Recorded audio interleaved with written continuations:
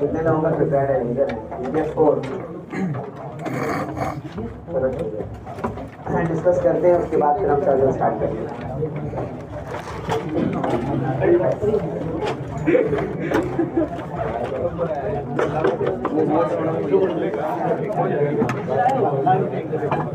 क्योंकि खाली ये चीज के साथ हम करेंगे। इंडिया 4 ध्यान दो प्लीज। इंडिया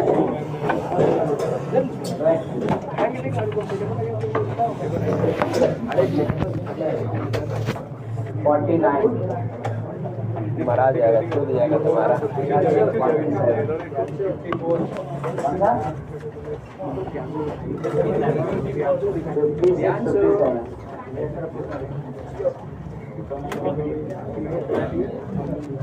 आज तो नहीं लगा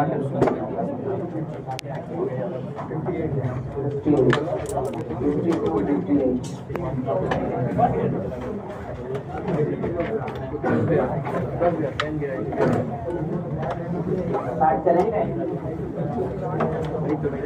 पीछे करके तो स्टार्ट करें।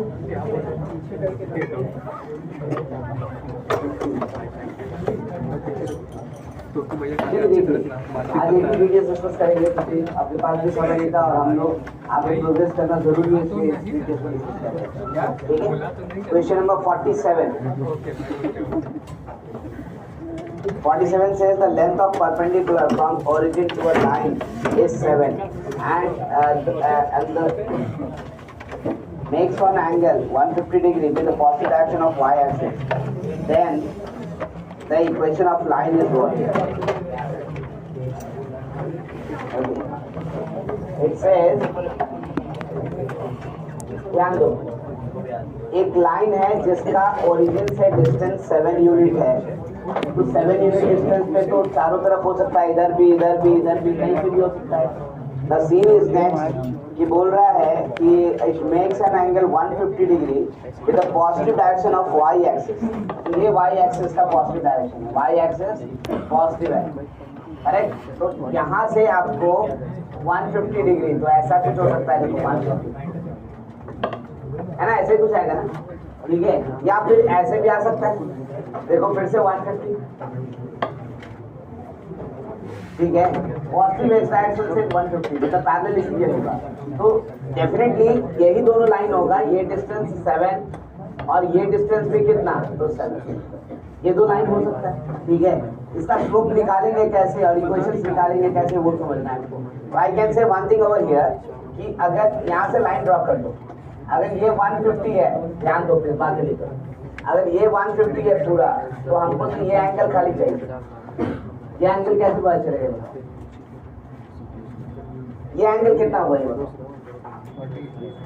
कितना हुआ 30, ये एंगल 30, तो ये एंगल कितना 30, तो ये एंगल कितना आ गया ना।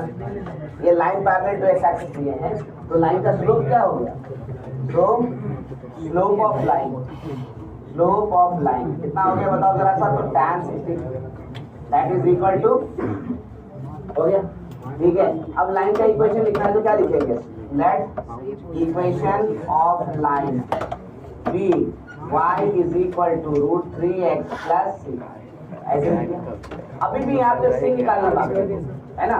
तो ये तो पता है ना कि ओरिजिन से डिस्टेंस कितना है, 7 यूनिट, करेक्ट ना, तो वो निकाल देते हैं। कैसे लिखेंगे, तो I can see 7 is equal to √3 into 0 minus 0 plus c का मॉडुलस बाय रूट अंडर √3 का स्क्वायर प्लस -1 का स्क्वायर, ऐसे ना फॉर्मूला।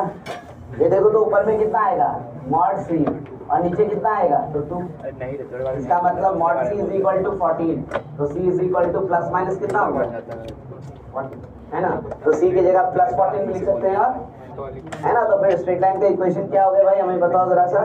तो I can see √3x minus Y plus -14 equal to, ये इक्वेशन। अब देखो ऑप्शंस पे दिखेगा ये कौन सा ऑप्शन दिख रहा है, देखो बी है ना, ऑप्शन बी दिख रहा है, -14 लिख दिया था। क्वेश्चन नंबर 49, ठीक है, बात समझ में आया। जो बोला पहले उसको प्लॉट कर लो और आपको जो चाहिए उसके अनुसार चलो। आप इसको दूसरे तरीके से ही बना सकते हैं, आप इसका एंगल निकाल के भी बना सकते थे, इसका एंगल, है ना, लेकिन वो फिर हम क्यों करेंगे, ठीक है, हम सिंपल लाइन के बारे में ही डिस्कशन चाहिए, वही कर लेते हैं। मैंने ये कहा देखो ना, ये पूरा लाइन का एंगल कितना हो जाएगा 180, 150 का है तो ये कितना हो गया, ये 30 हुआ ना, ये 30 हुआ तो ये वर्टिकली अपोजिट एंगल कितना हो गया, वर्टिकली अपोजिट है ना, तो कितना हुआ ओपी 30, अब वो 90 डिग्री था पूरा, ये कितना हो गया, हुआ 60, हो गया 60, 49। देखो m1 m2 are the roots of this equation, x square plus root 3 plus 2x plus root 3 minus 1 equal to 2. m1 and m2 are roots, ठीक है, देखते हैं रूट्स निकालने की जरूरत है कि then area of the triangle formed by the lines, area of triangle formed by the lines y is equal to m1x, y is equal to m2x and y is equal to 2x, ठीक है। हम लोग यहाँ से start करें, हमको area चाहिए तो पहले लाइन प्लॉट कर ले, तो I can C coordinate axis बनाओ, ये ओरिजिन, तो y इक्वल टू 2 तो यही है। अब y is equal to m1x ऐसे बनाते हैं, y is equal to m1x, तो यहाँ से बन रहा है ऐसे देखो y is equal to m2, ठीक है ऐसा। अब हमारे लिए ट्रायंगल कौन हुआ, तो ये तो एक वर्टेक्स हुआ वो, एक वर्टेक्स ये हुआ ए, एक वर्टेक्स ये हुआ, ठीक है। अब ए और बी हमको निकालना है, ठीक है, कैसे निकाला जाएगा ए एंड बी, देखो तो जरा सा, तो ये y इक्वल टू 2 है ना, और ये y is equal to m1x, इन दोनों का इंटरसेक्शन ए आएगा, कितना आएगा बताओ जरा सा, कितना आ जाएगा, तो y का वैल्यू तो 2 ही होगा, x का वैल्यू कितना होगा 2/m, m1 ऐसे ना आएगा, यहाँ से कितना आएगा तो 2/m2 कॉमा, अब तीनों वर्टेक्स मिल चुका है, एरिया चाहिए हमको ट्रायंगल का, किससे ट्रायंगल का, एरिया ऑफ ट्रायंगल AOB, क्या लिखेंगे, बड़ा वाला फॉर्मूला नहीं, हमको लगता है आसान फॉर्मूला होगा, कौन सा, तो half into AB into height, चलेगा ना, now what is the height, देखो 90 डिग्री है तो हाइट कितना हुआ 2, है ना, तो हाइट इज इक्वल टू 2, तो 1 इंटू 2 इंटू AB का लेंथ बताओ, तो AB का लेंथ दिखता है मॉड ऑफ कितना हो जाएगा, तो 2/m1 माइनस 2 ऐसे ही है, यानी we are getting 2 mod m1 minus m2 by mod m1 m2, यही एरिया है। अब ये दोनों वैल्यू खाली हमको चाहिए, इसको फिर मैं लिखता हूँ दोबारा, देखो जरा सा क्या लिख सकते हैं इसको, 2 times root under m1 plus m2 का whole square minus 4m1 m2 by mod m1 m2, ठीक है। इस चीज को यूज किया हम लोग पहले भी, a माइनस बी का मॉडुलस यानी क्या हो गया, a माइनस बी का होल स्क्वायर का रूट होगा, उसको क्या लिखेंगे a प्लस बी का होल स्क्वायर। अब ऐसा क्यों लिखे, क्योंकि भाई हमको रूट नहीं निकालना पड़ेगा, देखो m1 प्लस m2 वहां से जानते हैं कितना होता है माइनस बी बाई ए, और m1 इंटू m2 जानते हैं वो क्या होता है सी बाई ए। अब हम डायरेक्ट वैल्यू लिखेंगे, क्या लिखेंगे, तो 2 यहाँ root under m1 plus m2 यानी कितना हो गया रूट 3 प्लस 2 का होल स्क्वायर, है ना, माइनस 4 टाइम कितना, तो रूट 3 माइनस 1 डिवाइडेड बाय कितना हुआ, तो mod of root 3 minus 1, but mod of root 3 minus 1 मतलब रूट 3 माइनस 1, क्योंकि रूट 3 तो 1 से बड़ा ही है ना, ठीक है। अब देखो ऊपर सॉल्व करते हैं, कितना होगा, तो 2 रूट अंडर 3 और प्लस 4 7 और प्लस कितना, तो 4 रूट 2 माइनस 4 रूट 3 प्लस 4, तो ये दोनों क्या हो गया cancel, divided by root 3 minus, ये कितना आ गया ऊपर 7 plus 4 11, so I can write 2/3 minus 1 root 11 into root 3 plus, ये देखो ये कैंसिल, ये मल्टीप्लाई करो root 33 plus root, that is your answer. यानी कौन सा ऑप्शन, तो ऑप्शन बी, ठीक है, ऑप्शन बी।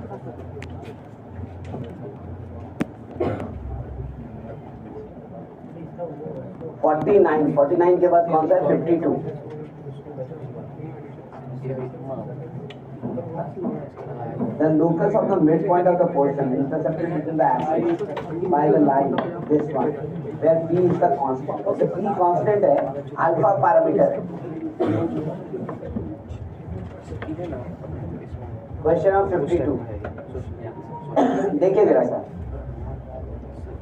कह रहा है the locus of the midpoint of the portion of the intercepted between the axis by the line. X cos alpha plus y sin alpha equal to ये A, ये B, ये B, ये midpoint है. इसी का लोकस चाहिए. ठीक है, इसी का लोकस चाहिए midpoint का. ठीक है, इसी को लोकस चाहिए तो क्या मानेंगे इसको x, y है ना. पहले A और B निकालते. कैसे? तो स्लाइड का इक्वेशन है x cos alpha plus y sin alpha equal to b. बताओ A का कोऑर्डिनेट कैसे निकलेगा? क्या पुट करें हम? क्या पुट करें हम A के कोऑर्डिनेट निकालने के लिए? y इक्वल टू 0 करेंगे ना. x इंटरसेप्ट नहीं निकलेगा यहाँ से, तो y इक्वल टू 0 डालोगे तो कितना आ रहा है बताओ जरा सा. तो p by cos alpha comma आ गया. अच्छा, b वाला कोऑर्डिनेट कैसे आएगा? क्या पुट करें? x इज इक्वल टू 0, तो कितना आ जाएगा? 0 comma p by sin alpha, है ना. अब यहाँ से ये मिड पॉइंट है, तो जरा लगाओ मिड पॉइंट फॉर्मूला. क्या लिखोगे? x is equal to p by 2 cos alpha लिखेंगे ना. y इज इक्वल टू कितना लिखोगे? p by 2 sin alpha. अब हमको क्या एलिमिनेट करना है रिलेशन के लिए? तो अल्फा.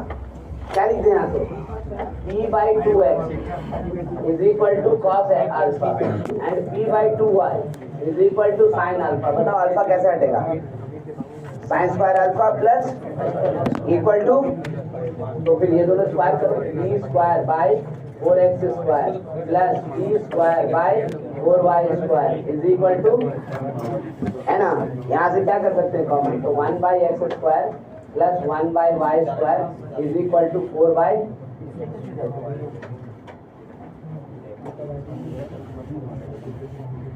कहीं पर भी कोई वर्किंग कंडीशन या वर्किंग का जो वेज है वो चेंज नहीं करना.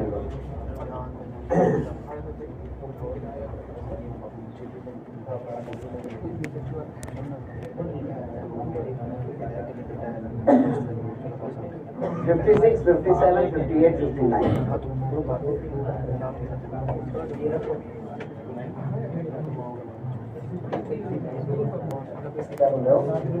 अब इसके बाद एक बार कर लेंगे 59 तक. 56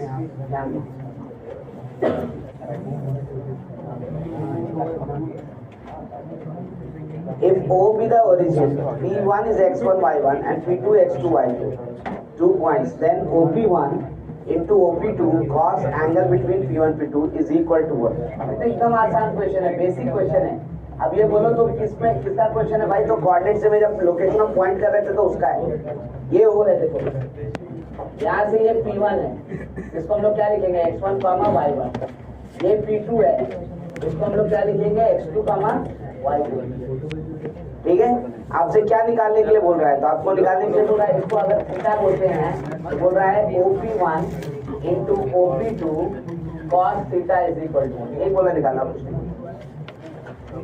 ठीक है, और इतना इंफॉर्मेशन दिया है तो क्या करेंगे हम? तो भाई यहाँ से देखो जरा ध्यान से, यहाँ परपेंडिकुलर डालते हैं. ये x2 और ये क्या? अब पे अटेंशन, बातें नहीं करो, इतना ही ना आएगा. यहाँ से बताओ परपेंडिकुलर डालते हैं तो ये कितना हो गया? यहाँ से यहाँ तक x1 और ये क्या हुआ? यहाँ से यहाँ तक. ये तो सबको पता है. अब थीटा कैसे निकलेगा? तो ये वाला पूरा एंगल अगर अल्फा और ये वाला एंगल अगर बीटा, तो आई नो कि थीटा का वैल्यू कितना हो गया? तो अल्फा माइनस ये ना आएगा. ठीक है, आपको क्या चाहिए? तो cos थीटा चाहिए, तो cos थीटा लिखेंगे हम लोग. cos theta is equal to cos alpha minus beta. ये हो गया cos alpha cos beta plus sin alpha. जरा बताओ तो cos अल्फा क्या होगा? ट्रायंगल है ना आपके पास, क्या होगा cos अल्फा? x बाई क्या? cos अल्फा क्या होगा? x2 बाई OP2 होगा ना. तो x2 by OP2 into cos beta बताओ x1 बाई OP1 है ना. तो x1 by OP1 sin alpha बताओ जरा कितना? y2 बाई OP2 और साइन बीटा बताओ। तो इसका मतलब अगर कोई पूछा है कि OP1 into OP2 cos theta बताओ, तो वो तो सीधा सीधा x1 x2 प्लस क्या दिख रहा है, दिख रहा है लोकेशन ऑफ पॉइंट है नहीं तो।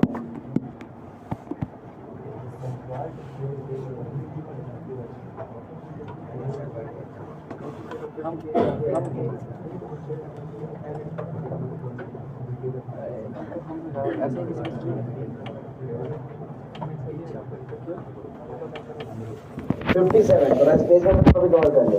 The locus of the point of lines, this one and this one is what? भाई इन दोनों के बीच का लोकस चाहिए, point of intersection x cos alpha plus y sin alpha equal to a, और दूसरा है x sin alpha minus y cos alpha equal to b। इन दोनों के पॉइंट ऑफ इंटरसेक्शन का लोकस चाहिए। क्या करेंगे, एक तो सीधा सीधा आप यहाँ से अल्फा एलिमिनेट कर सकते हो, कोई दिक्कत नहीं है ना। वो एलिमिनेट होता कैसा दिख रहा है, दिखता है कि स्क्वायर करके दोनों को क्या कर दिया जाए, ऐड, ऐसे ही हट जाएगा अल्फा। अल्फा हट गया तो ऑप्शन मिल गया आपको, आंसर आ जाएगा। अदरवाइज मान लीजिए कि ऐसा नहीं सूझा आपको, तो क्या करेंगे, तो पॉइंट ऑफ इंटरसेक्शन निकालिए, उसको x कॉमा y मानिएगा, तो पॉइंट ऑफ इंटरसेक्शन कैसे निकालिएगा, तो x बाय क्या लिखिएगा, एक इधर ले आइए माइनस ए, ऐसे लिखिए तो minus A equal to 0 minus B equal to 0। अब लगाएंगे तो क्या लिखेंगे यहाँ पे x का वैल्यू, तो माइनस बी साइन अल्फा है ना, और यहाँ से कितना प्लस माइनस ए कॉस अल्फा। बात वही होगा, कोई डिफरेंस नहीं आएगा, करेक्ट ना, रिजल्ट वैसे नहीं आएगा, लेकिन तरीका बदल जाएगा कि हम पहले x, y निकाल रहे हैं और तब उनका इंटरसेक्शन देखने की कोशिश करें, ठीक है ना। वैसे बेटर ऑप्शन वही है ना दोस्तों, इससे थोड़ा सा लेंथी होगा तो आपको नुकसान होगा। क्या करेंगे, this is 1 right like this, इसको लिख लेते हैं a, इसको लिख लेते हैं b, this is 1 this is 2, 1 square plus 2 square कितना हो गया यहाँ से, x cos alpha plus y sin alpha का whole square plus x sin alpha minus y cos alpha का whole square equal to a square plus b square. यहाँ से देखो क्या हो गया, तो x स्क्वायर, यहाँ से cos स्क्वायर अल्फा, यहाँ से sin स्क्वायर अल्फा, कितना हो गया 1 है ना। फिर y स्क्वायर, यहाँ से sin स्क्वायर अल्फा, यहाँ से cos स्क्वायर अल्फा, कितना हो गया 1, और फिर 2xy 0, क्यों, दोनों में यहाँ प्लस आएगा और यहाँ पे क्या आएगा, करेक्ट ना, और यहाँ वैल्यू क्या बचा है, a स्क्वायर प्लस, सीधा आंसर आ गया, सोचने की जरूरत नहीं है, इससे आसान क्या हो।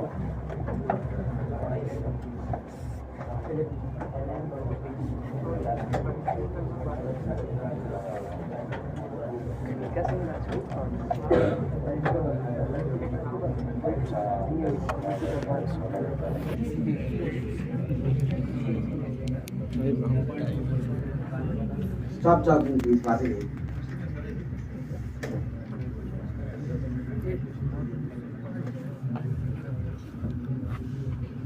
$58 जो आपने पूछा है, इसमें करेक्शंस की जरूरत है थोड़ा सा, है ना। आई डोंट नो कि करेक्शंस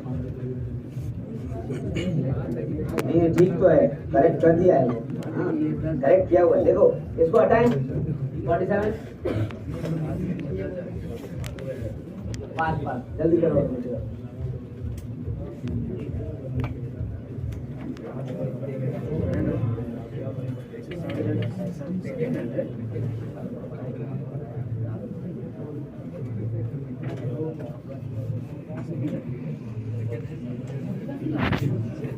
देखो मैं क्लियर कर रहा हूँ 47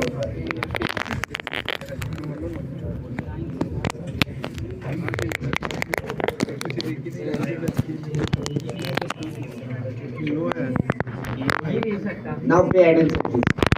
58. It says if the equation of the locus of point is no distance from the point.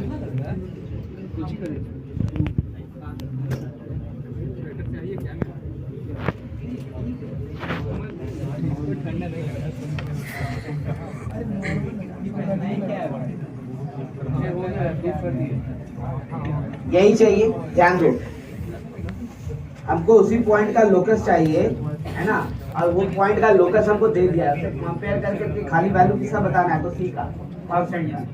Pay attention, बात नहीं करो, है ना। ऐसे पॉइंट का लोकस चाहिए जिसका डिस्टेंस यहाँ से और यहाँ से क्या है, सेम है, करेक्ट ना। तो क्या करेंगे, तो भाई यहाँ से तो अब पता चल चुका है ना कि ये क्या होना चाहिए, तो परपेंडिकुलर बाइसेक्टर, करेक्ट ना। ऐसा क्यों, क्योंकि भाई ये हमेशा बनाएगा क्या, आइसोसेलेस ट्रायंगल, है ना। अगर ये आइसोसेलेस ट्रायंगल बनाएगा, आइसोसेलेस ट्रायंगल बनाएगा तो 100% यहाँ से जब परपेंडिकुलर डालेंगे तो ये दोनों को क्या करना है, तो क्या होना चाहिए। अगला पॉइंट भी यहाँ जुड़ेंगे तो नहीं हो सकता, अगला पॉइंट भी यहाँ चुनेंगे तब हो जाएगा फिर, करेक्ट ना। तो लोकस यही होगा, यही लोकस है ना। तो ये लाइन आना है और ये लाइन को क्या कह रहे हैं हम लोग, परपेंडिकुलर बाइसेक्टर। तो बाइसेक्टर मतलब कहने का मतलब क्या हो गया, ये दोनों इक्वल है तो इस पॉइंट से पास करेगा। और ये पॉइंट क्या हो गया, तो a1 plus a2/2 b1 plus b2/, और स्लोप भी निकालना है हमको। तो स्लोप कैसे निकलेगा, तो स्लोप ऑफ AB निकाल लो। स्लोप ऑफ AB कितना आएगा, तो b2 minus b1 by a2 minus a1। तो slope of line, slope of required line, required line पहले ये लिख लो, minus a2 minus a1 by b2 minus b1, ये ना होगा, परपेंडिकुलर है तो पास कहाँ से कर रहा है, इस पॉइंट। तो इक्वेशन लिखते हैं, देखो equation of line y minus b1 plus b2/2 is equal to minus a2 minus a1 by b2 minus b1 into x minus a1 plus a2/2। हो गया, खाली कांस्टेंट चाहिए तो भाई मल्टीप्लाई करके देखिए, b2 माइनस b1 इधर कर देते हैं मल्टीप्लाई, तो I can right b2 minus b1 y minus ये मल्टीप्लाई करेंगे तो b2 square minus b1 square by 2, ऐसा आएगा। क्या मल्टीप्लाई करें तो minus x a2 minus a1, और इसमें मल्टीप्लाई करेंगे तो plus a2 square minus a1 square by, ठीक है। अब देखो क्या लिखा है, ऑप्शन में लिखा है a1 माइनस a2, तो इसको लिख सकते हैं माइनस में, ये वैल्यू उधर जाएगा, y can write a1 minus a2x plus b1 minus b2y, और ये जाएगा उधर तो प्लस हो जाएगा, तो प्लस हो जाएगा तो क्या लिखेंगे, लिखेंगे इसको a2 square minus a1 square plus b2 square minus b1 square by 2 is equal to. अब देखो c क्या है तुम्हारा, यही है c। देखो कौन से ऑप्शन में दिख रहा है, किन से ऑप्शन में दिख रहा है, डी ऑप्शन में दिख रहा है, तो D is the correct answer.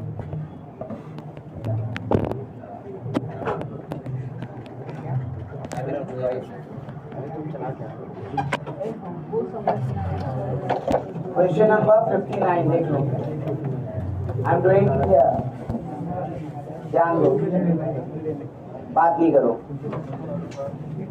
59 में कह रहा है late O be the origin A1, 0 and B 0, 1 be 2 points, P x y is a point such that x y is greater than 0 and x plus y is less than 1, then P lies in either। ठीक है,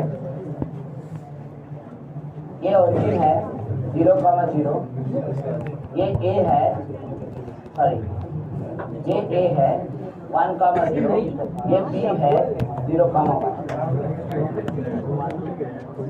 This line is x plus y equal to 1। ध्यान दो, बात नहीं करो, ये line है x plus y equal to 1, देखो है ना, क्योंकि OA 1 है और OB भी 1 है, तो x plus y equal to 1 वो लाइन है।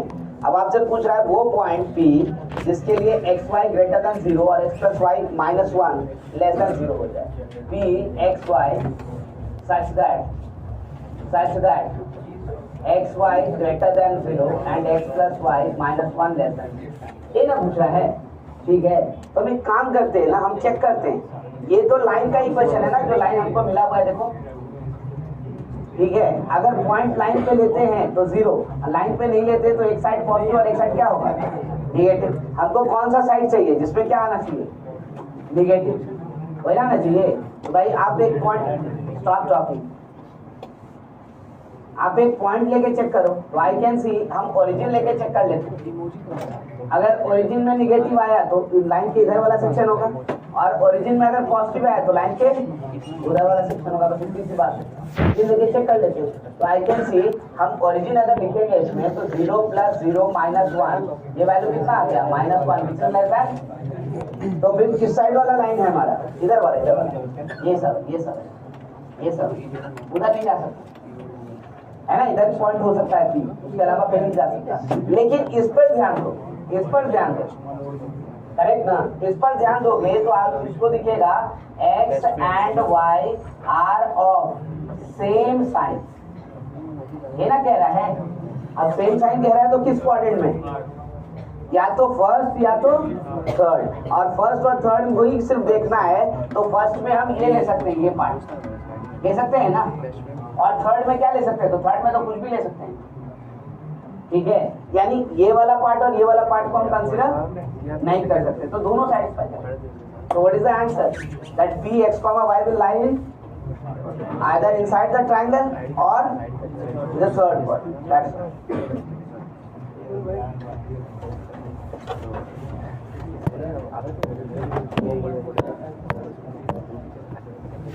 1, 2 and 2, 1. 1, 2, 6 minus 1, 1, minus 1.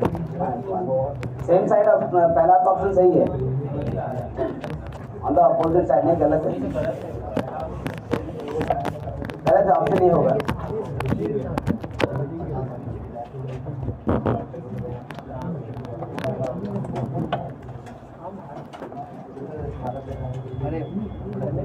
ठीक है, आई होप कि अब तक क्वेश्चन कैसे बनाते हैं इन सबका आइडिया पता चल गया होगा सबको।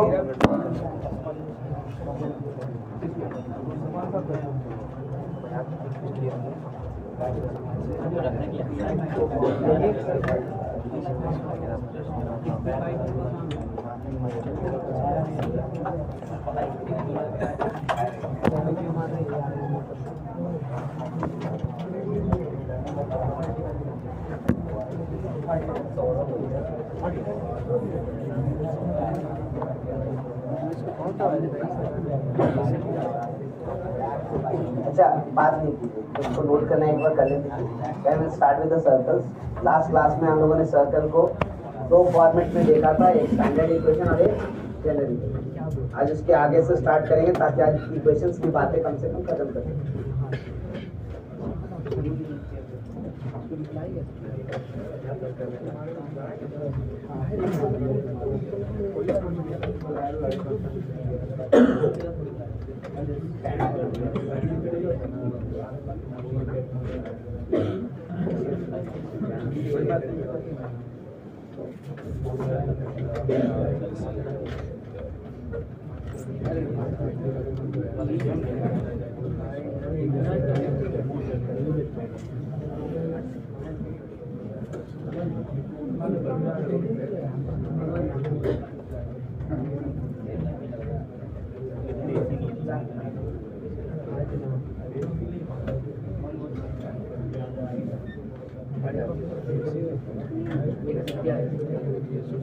थोड़ा शांति रखिए, नोट करिए। अच्छा है, मैंने बोला शांति रखने बात करनी।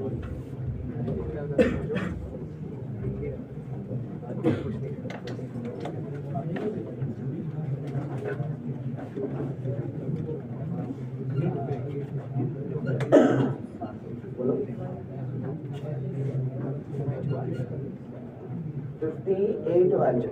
हाँ, तो वैसे तो हम लोग ऑलरेडी लोकस में क्वेश्चन किए हैं। उस वक्त हम लोग को स्ट्रेट लाइन की प्रॉपर्टी और ये सब चीज नहीं पता थी, तो हम लोग वैसे किए थे, तो आ जाएगा वैसे है ना। थोड़ा लेंथी होगा, और यहाँ से तो आइडिया लग रहा है तो हम लेंथी क्यों बनाएंगे? हमको पता है कि परपेंडिकुलर कैसे निकालते हैं लोग, कैसे एक पॉइंट मिल जा सकता है, मिड पॉइंट है, उसे कैसे इक्वेशन लिखेगा लाइन का, सब तो पता ही है। उस वक्त तो इसलिए किए थे क्योंकि लोकस के सिवाय कुछ नहीं था, डिस्टेंस फॉर्मूला। इंफॉर्मेशन बढ़ेगा तब तो आप आइडिया चेंज होना चाहिए ना।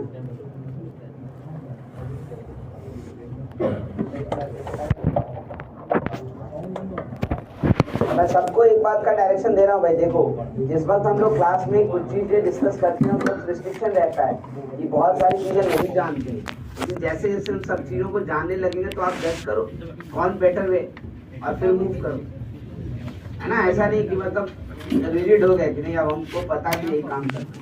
रिजिड नहीं होना है, फ्लेक्सिबिलिटी रखिए। अगर यही तरीका अच्छा है तो यही करेंगे, अगर इसके अलावा कोई आसान तरीका दिख रहा है तो इससे करेंगे।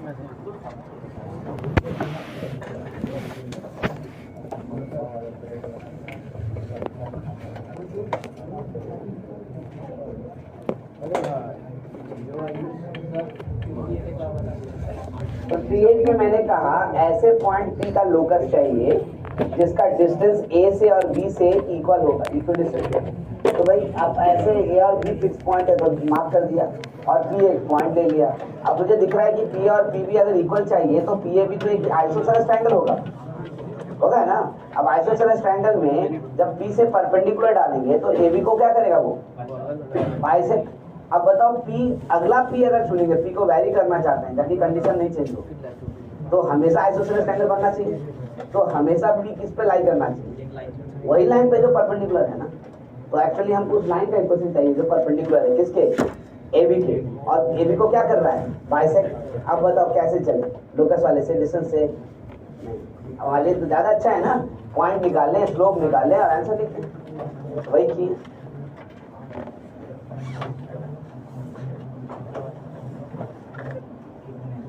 मेहनत घट जाएगा इससे।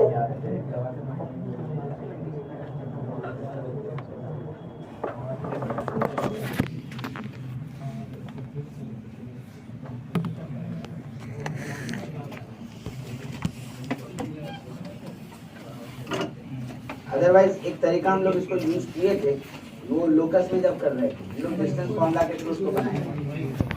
डिस्टेंस फॉर्मूला के थ्रू भी बना सकते हैं, लेकिन वो तो तब तक जब खाली डिस्टेंस फॉर्मूला आता था। उस वक्त जब किए थे तो उस वक्त खाली डिस्टेंस फॉर्मूला आता था, तो वही किए थे। अब तो स्ट्रेट लाइन का इक्वेशन लिखना आता है, अब क्यों करेंगे, जल्दी बनाएंगे। हटाना स्टार्ट करें, बताओ। 49, 52, 56,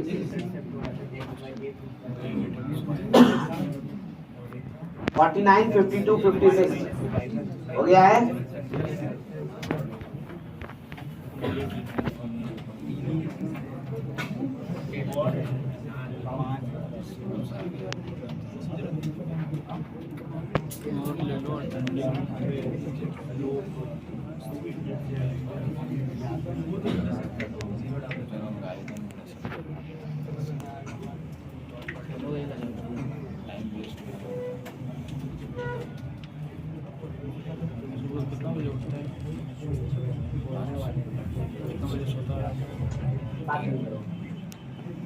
फिफ्टी टू भी क्लियर करें। देखो हम क्लियर कर रहे हैं ताकि हमको भी समझ में आए कि हम लोग स्टार्ट कर सकते हैं, इसलिए पूछ रही। और सीक्वेंस में ही क्लियर कर रहे हैं, जो पहले बताया उसको पहले क्लियर कर रहे हैं।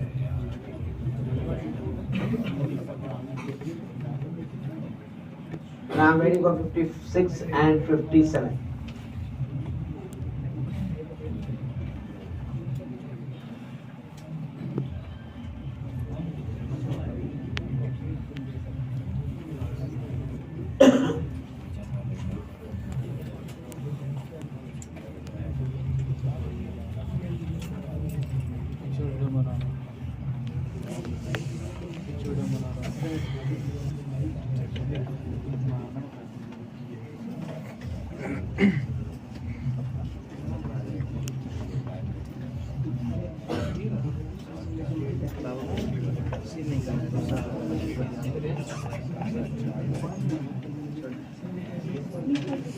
चलिए मैं 56 क्लियर कर।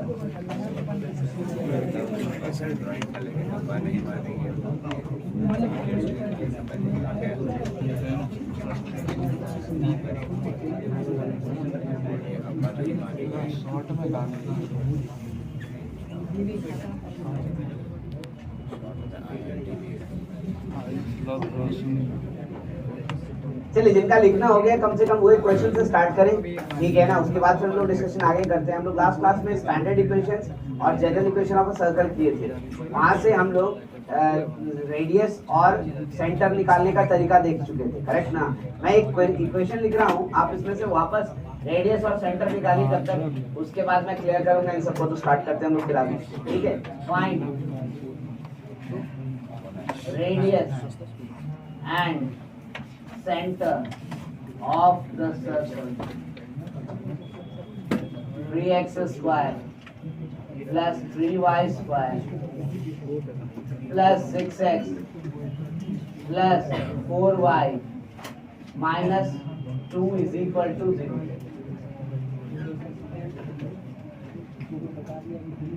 सर्कल का इक्वेशन तो है ना, नहीं सर अभी बनेगा। हाँ बनाइए, अब वही कह रहे हैं।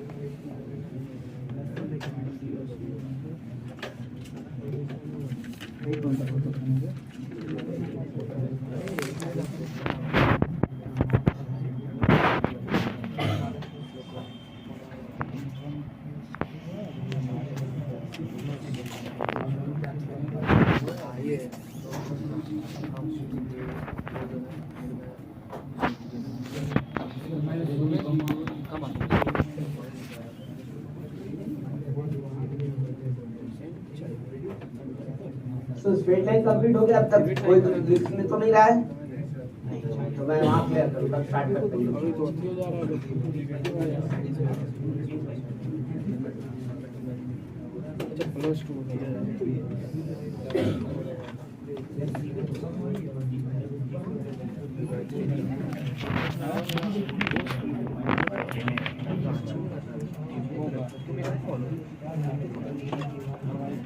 चलिए पूरा बोर्ड क्लियर है, हम लोग सर्कल से स्टार्ट कर रहे हैं। मैं एक बार रिव्यू करवा दूं आपको। Okay now pay attention. मैं एक बार रिव्यू करवा दूं क्योंकि इसके आगे बाबा आज हम लोग डिस्कस करेंगे। हमने कहा था इसको दो मेथड से आप निकाल सकते हो, एक तो स्टैंडर्ड इक्वेशन में कन्वर्ट करके और दूसरा क्या था जनरल इक्वेशन से कंपेयर करके।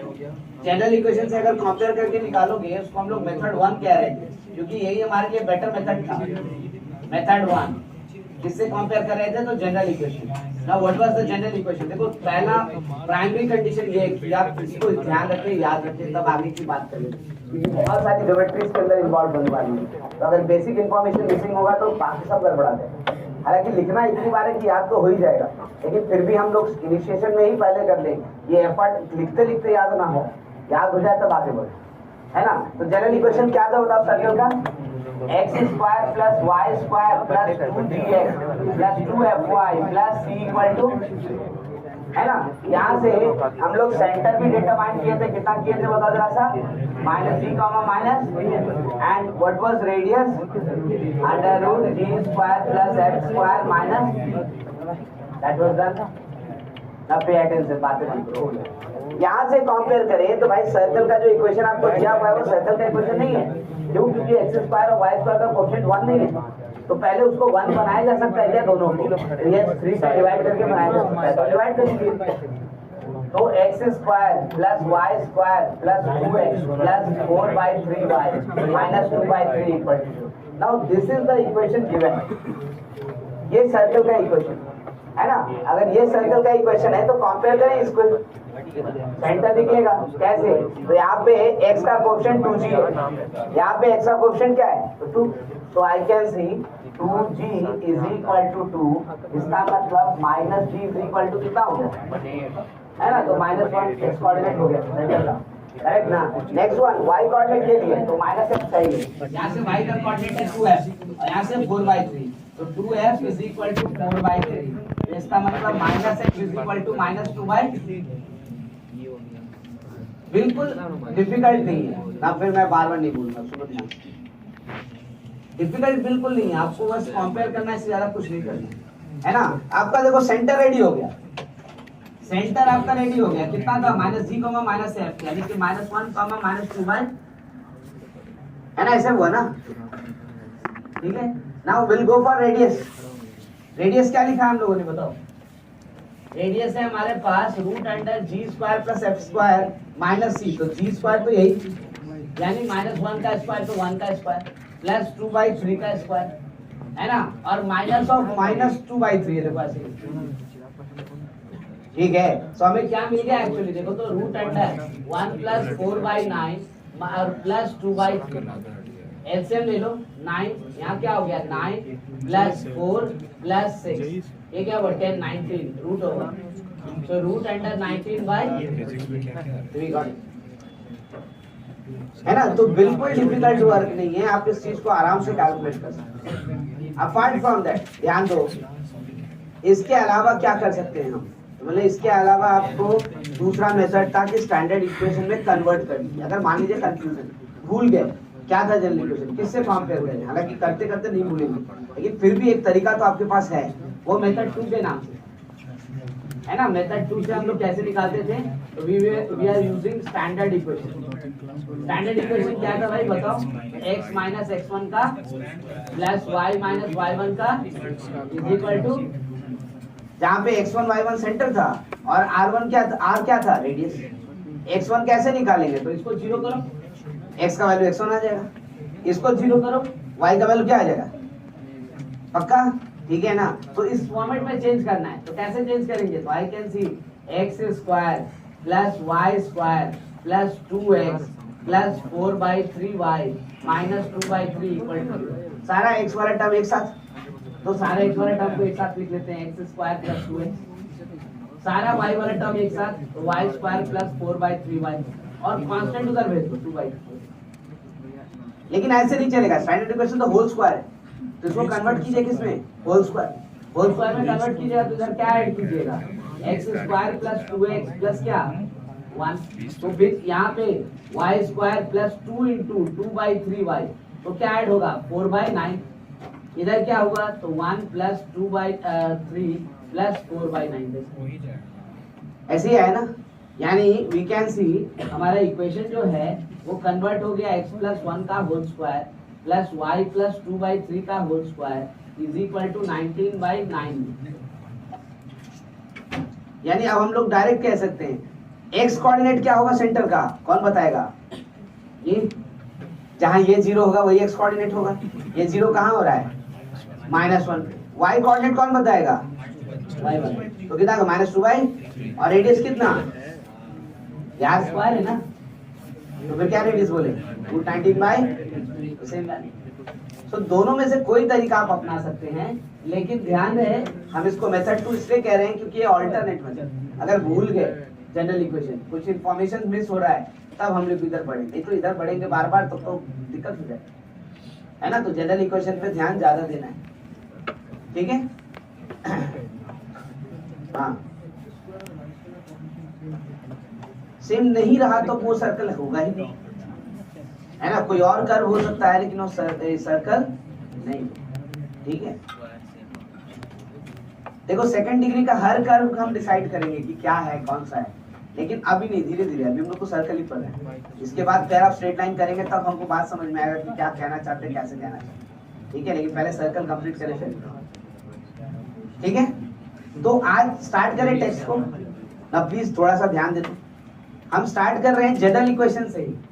जनरल इक्वेशन में हम लोगों ने थोड़ी सी बातें कही थी और उसके बाद हम लोग रुक गए, है ना। रीजन ये था कि भाई इंट्रोड्यूस कर रहे थे, तो जब तक आप वैल्यूज को निकालना नहीं सीखते तब तक आगे बोलना भी बेकार था। अब वापस स्टार्ट करें जनरल इक्वेशन से। जनरल इक्वेशन में हमारा इक्वेशन है x square plus y square plus 2gx plus 2fy plus c is equal to 0। यहाँ पे सेंटर -g, -f और रेडियस ये हो जाएगा root under g square plus f square minus c। पहला चीज तो यहाँ से पहली बात आप ये करें कि भाई ये पता कर ले कि भाई सर्कल जो है वो रियली में एग्जिस्ट करता है या नहीं करता, है ना। और ये कौन डिसाइड करेगा, रेडियस।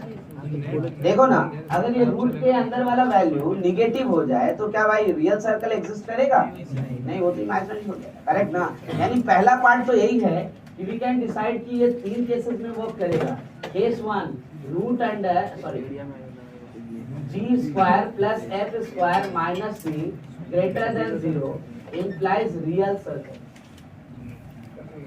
है ना। Case 1, case 2 g square plus f square minus c equal to 0। अब ये केस कौन सा केस है, यहाँ क्या हो गया g square plus f square minus c equal to 0। हाँ, यानी अब उस रेडियस 0 हो गया, तो इसका मतलब उस पॉइंट को कहीं छोड़ के जा ही नहीं सकता, है ना। इसका मतलब इस सर्कल को हमको स्पेशल नाम देना पड़ेगा। इस सर्कल को हम लोग बोलते हैं पॉइंट सर्कल, है ना। यहाँ से एक सर्कल को हम लोग डिफाइन कर रहे हैं जिसको हम लोग क्या बोलेंगे, पॉइंट सर्कल। तो पॉइंट सर्कल का मतलब क्या हुआ, तो circle whose radius is equal to 0, है ना, इससे ज्यादा कुछ भी नहीं, ठीक है। तो यहाँ से कह सकते हैं अ पॉइंट सर्कल।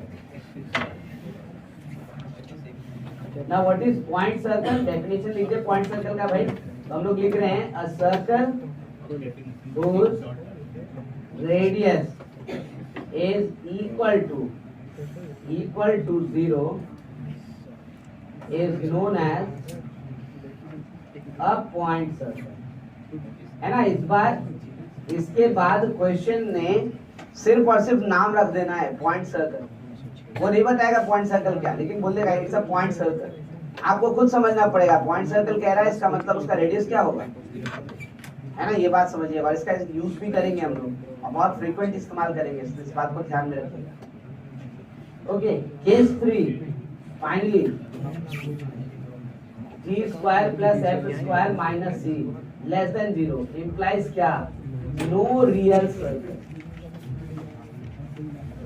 और imaginary circle, imaginary, है ना। इस बात का ध्यान में रखेंगे कि भाई हम जब सर्कल कह रहे हैं तो सर्कल भी 3 तरीके का मिलेगा हमको। हर इक्वेशन को सर्कल नहीं बता पाएंगे, है ना। जैसे हमने कह दिया कि सर्कल का इक्वेशन है तो गलत है।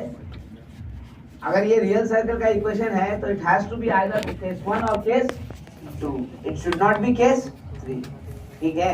तो फॉर्मेट यही होगा और ये दोनों कंडीशन जस्टिफाइड होगा तब it's a real circle, otherwise it's an imaginary circle, है ना, इट्स नॉट अ सर्कल, ठीक है। मेरी बात समझ में। इवन इसमें भी सर्कल कैसे बोल सकते हो, सेकंड केस में सर्कल है या पॉइंट है, पॉइंट, है ना। तो ये बात भी ध्यान रखना है।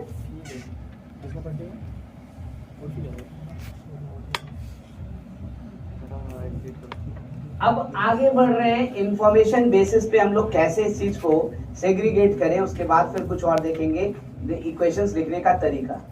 मैं ये कह रहा हूं आप जरा सा जनरल इक्वेशन और स्टैंडर्ड इक्वेशन को देखिए। तो जनरल इक्वेशन में x square plus y square plus 2gx plus 2fy plus c equal to 0, और standard equation x minus x1 का square plus y minus y1 का square is equal to r square. आप ये लिख रहे हो। मैं कह रहा हूं यहाँ पे कितना अननोन है, कितना अननोन है, 3। कौन कौन सा, x और y तो वेरिएबल है, अननोन तो कौन है, e f और c। आपको जैसे आपने लिखा कि ये सर्कल का इक्वेशन है तो x और y तो यहाँ भी था ना, करेक्ट ना। तो x और y तो वेरिएबल है जिसका रिलेशन निकाल रहे हैं, तो वो कैसे हटा सकते हैं, है ना। अननोन कौन कौन सा है जो यहाँ पर नोन है, देखो सर्कल फिक्स हो गया तो g f और c।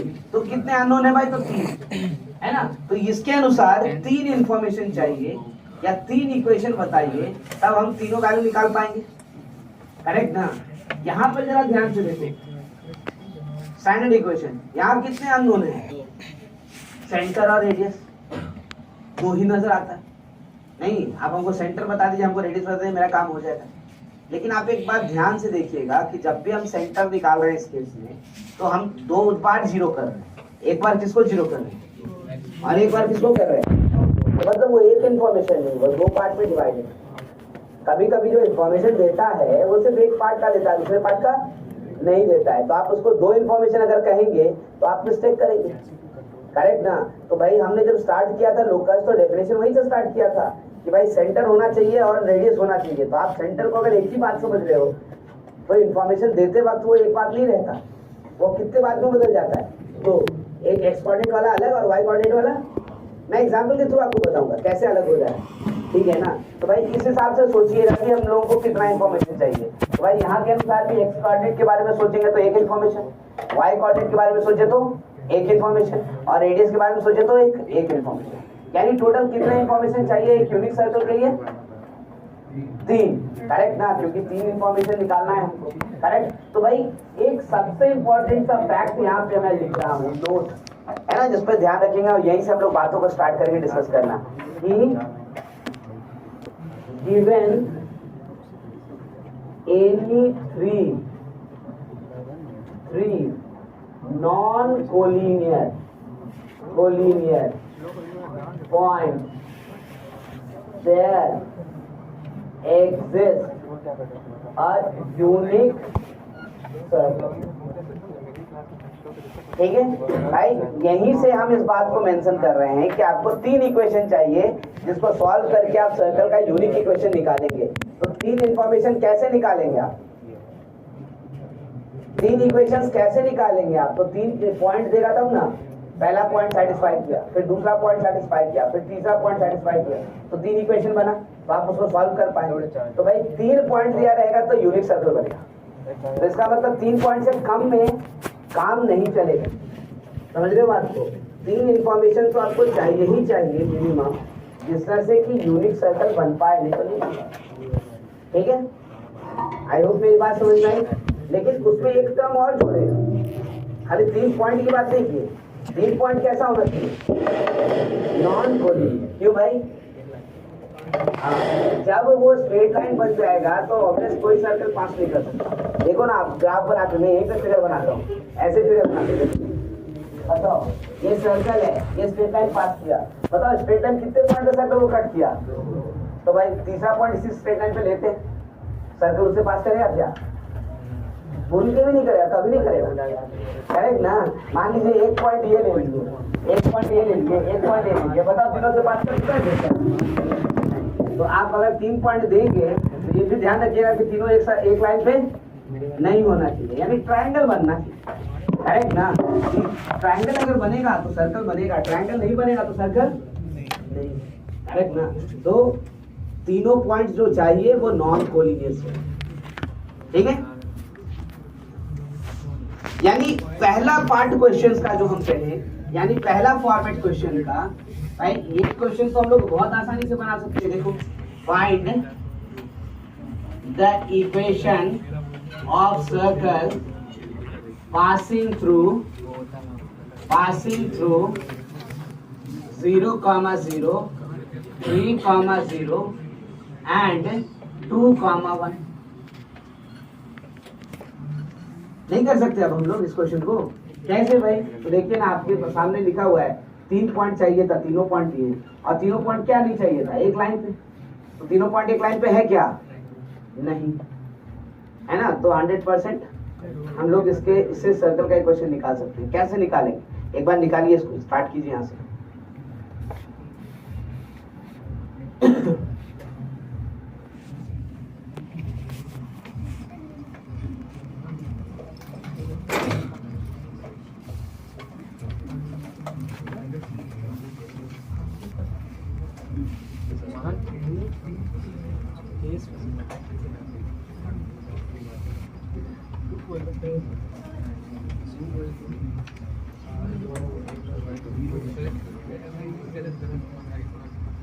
आप कहाँ से स्टार्ट करेंगे, कैसे स्टार्ट करेंगे? तो देखिए, प्रॉपर्टी अभी तक हम लोगों ने इंक्लूड नहीं किया, तो प्रॉपर्टी पे हम बात नहीं कर रहे, धीरे धीरे करेंगे।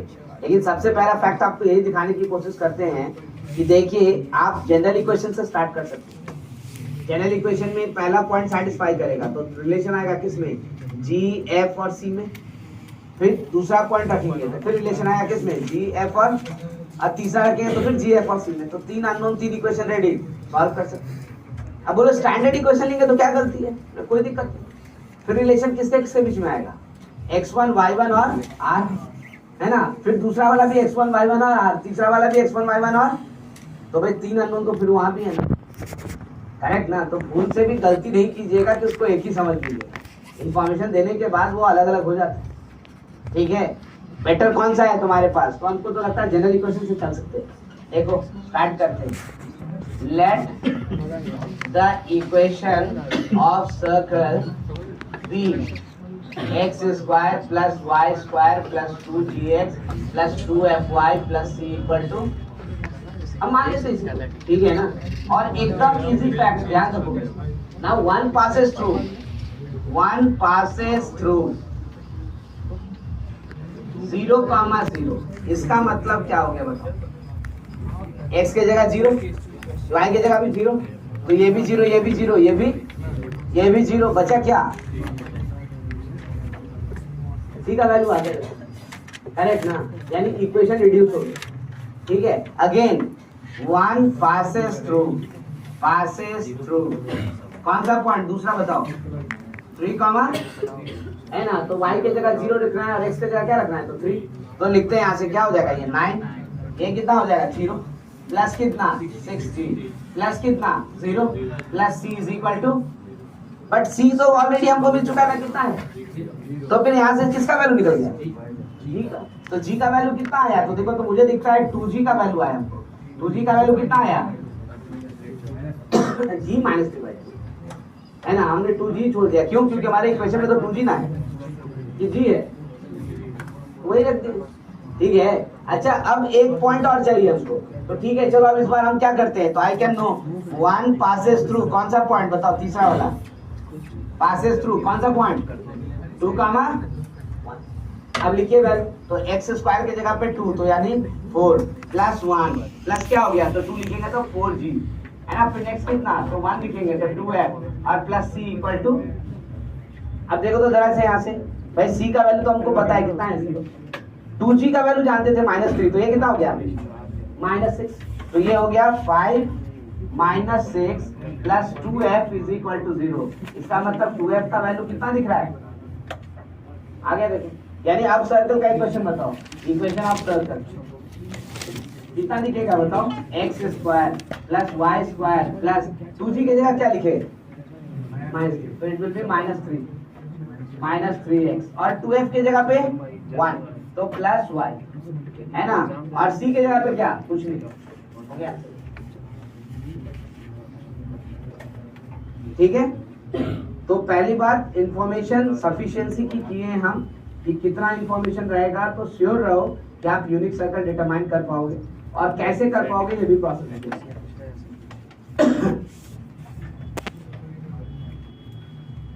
अब इंफॉर्मेशन देने का तरीका बदलते हैं और उसमें थोड़ा ज्योमेट्री का मिक्स करते हैं, देखो आप उसको भी बात सुनिए, यही इंफॉर्मेशन देंगे लेकिन तरीका बदलते।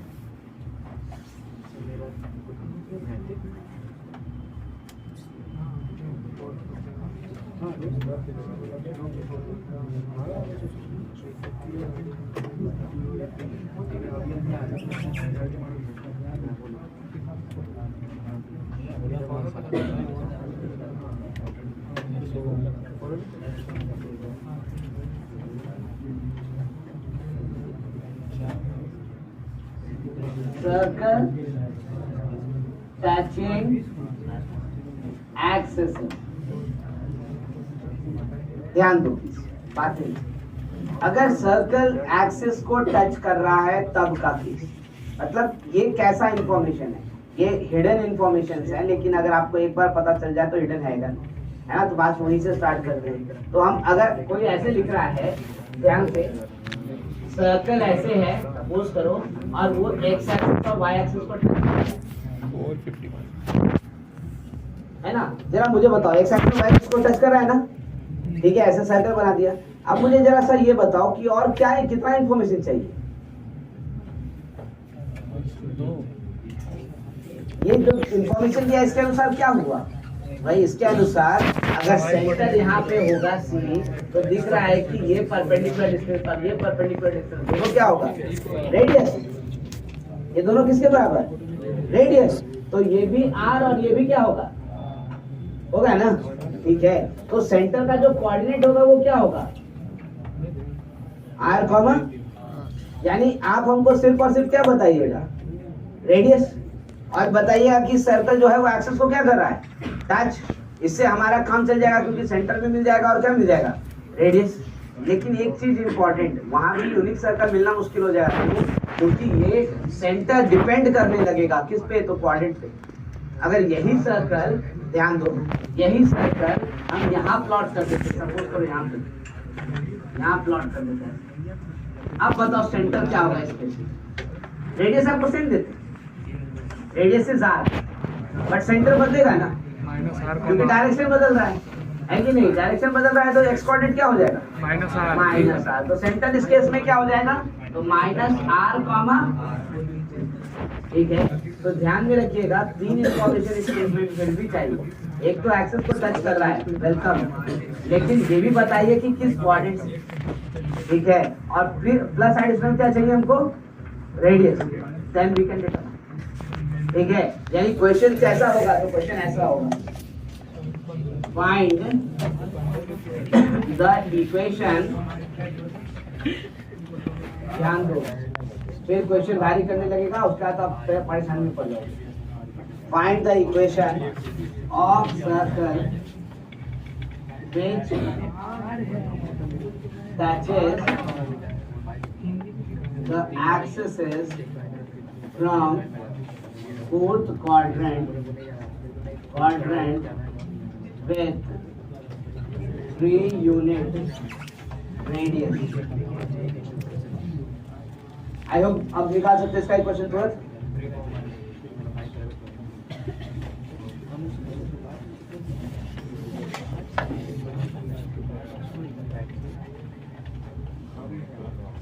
सेंटर क्या होगा इसका, 3, माइनस, है ना, 4th क्वाड्रेंट में बोला है ना, 3, रेडियस कितना है, तो स्टैंडर्ड इक्वेशन से लिख देंगे, सोचने की जरूरत नहीं, हमारे पास दोनों application.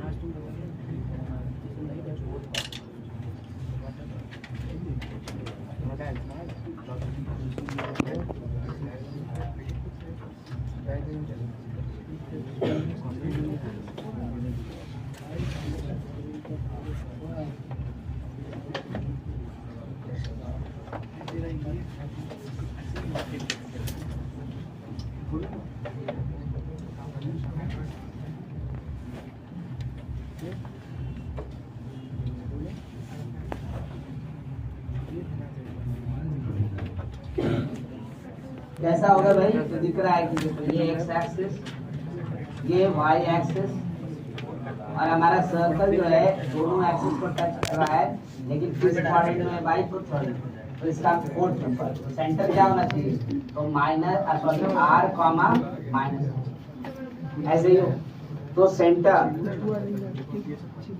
Is equal to r comma minus, where r is,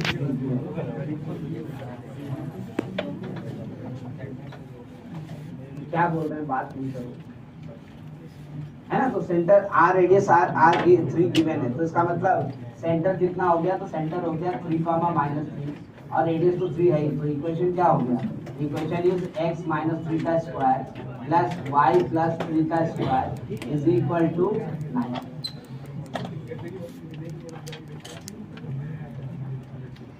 अब कोई बोलेगा मान लीजिए ऑप्शन हमारे जनरल इक्वेशन में रहा, तो कोई बात नहीं, पहला क्वेश्चन ही आपको लास्ट क्लास में ही दिखाया था कि कैसे स्टैंडर्ड को जनरल में कन्वर्ट किया, क्या करना है, वायरिंग कर,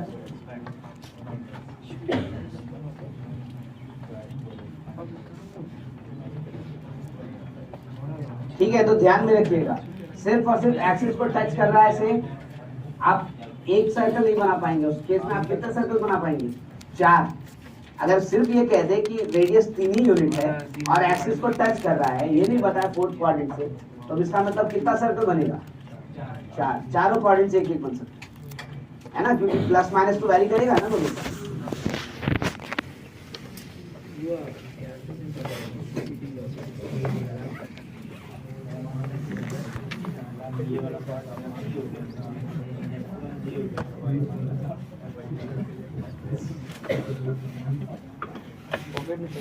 circle touching X axis.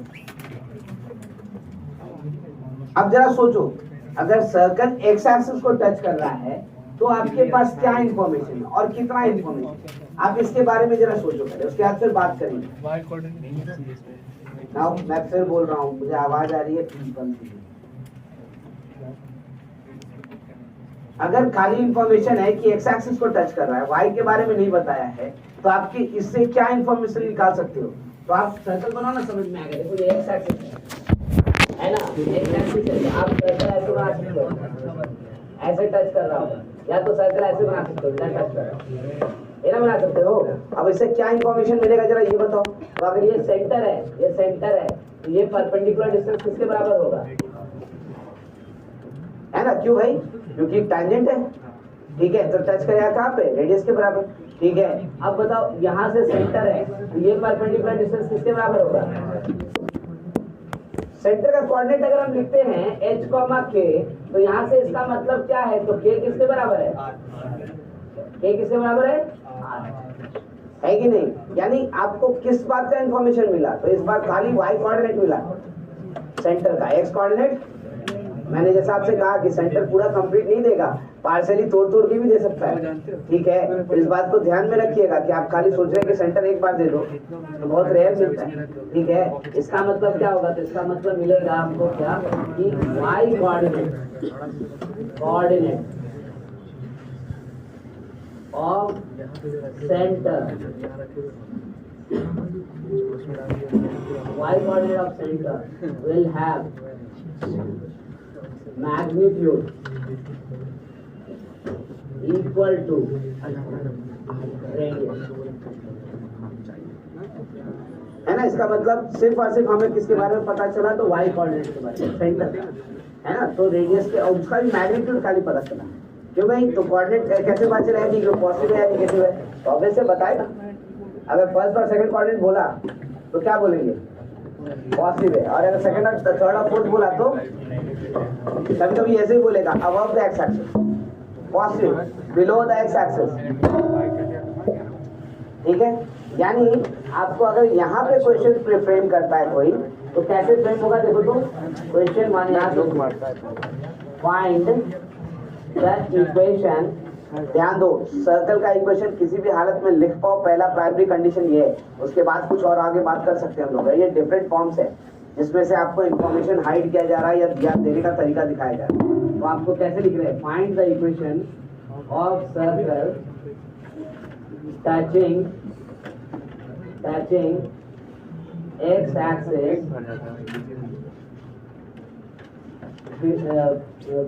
from above, having radius equal to 2 units. Now can you tell me ये इंफॉर्मेशन कंप्लीट है या कुछ और भी बाकी है? क्या क्या पता चला यहाँ से? रेडियस पता चला, और क्या पता चला? y कोऑर्डिनेट किसका? सेंटर का। तो फिर क्या सर्कल लिख सकते हैं हम लोग? नहीं, स्टिल एक बाकी है। क्या बाकी है? x coordinate. यानी एक इंफॉर्मेशन और चाहिए। तो भाई एक इंफॉर्मेशन और चाहिए तो दैट passes through 0,2 चलेगा या 0,4?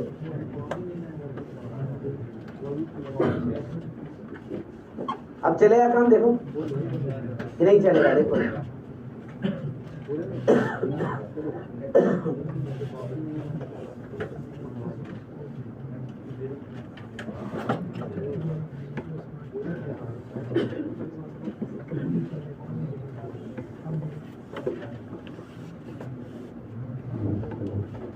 इस वाले फॉर्मेट पे लिखेंगे ना। और पता क्या है हमको? ये पता है ना, ये पता है। यहाँ लिखना है खाली, ये चाहिए। तो 0,4 दोनों कांस्टेंट निकल गया, इसका वैल्यू आ गया, और तो कुछ करना नहीं है ना। लेकिन ध्यान देना है कि ऐसा सर्कल एग्जिस्ट तभी करेगा, ये होल स्क्वायर है, ये दोनों पॉजिटिव होना चाहिए, ठीक है। तो आप 0,4 लिख रहे हो तो 4 माइनस कितना है? 2 का स्क्वायर 4 0 आ जाएगा, नहीं आएगा? नहीं, 0 2 स्क्वायर क्या है? 4 9 16। रुको, इट वोंट बी, आने वाला ही नहीं। 0,1 अब आएगा, है ना, क्योंकि तो निगेटिव हो जाता है।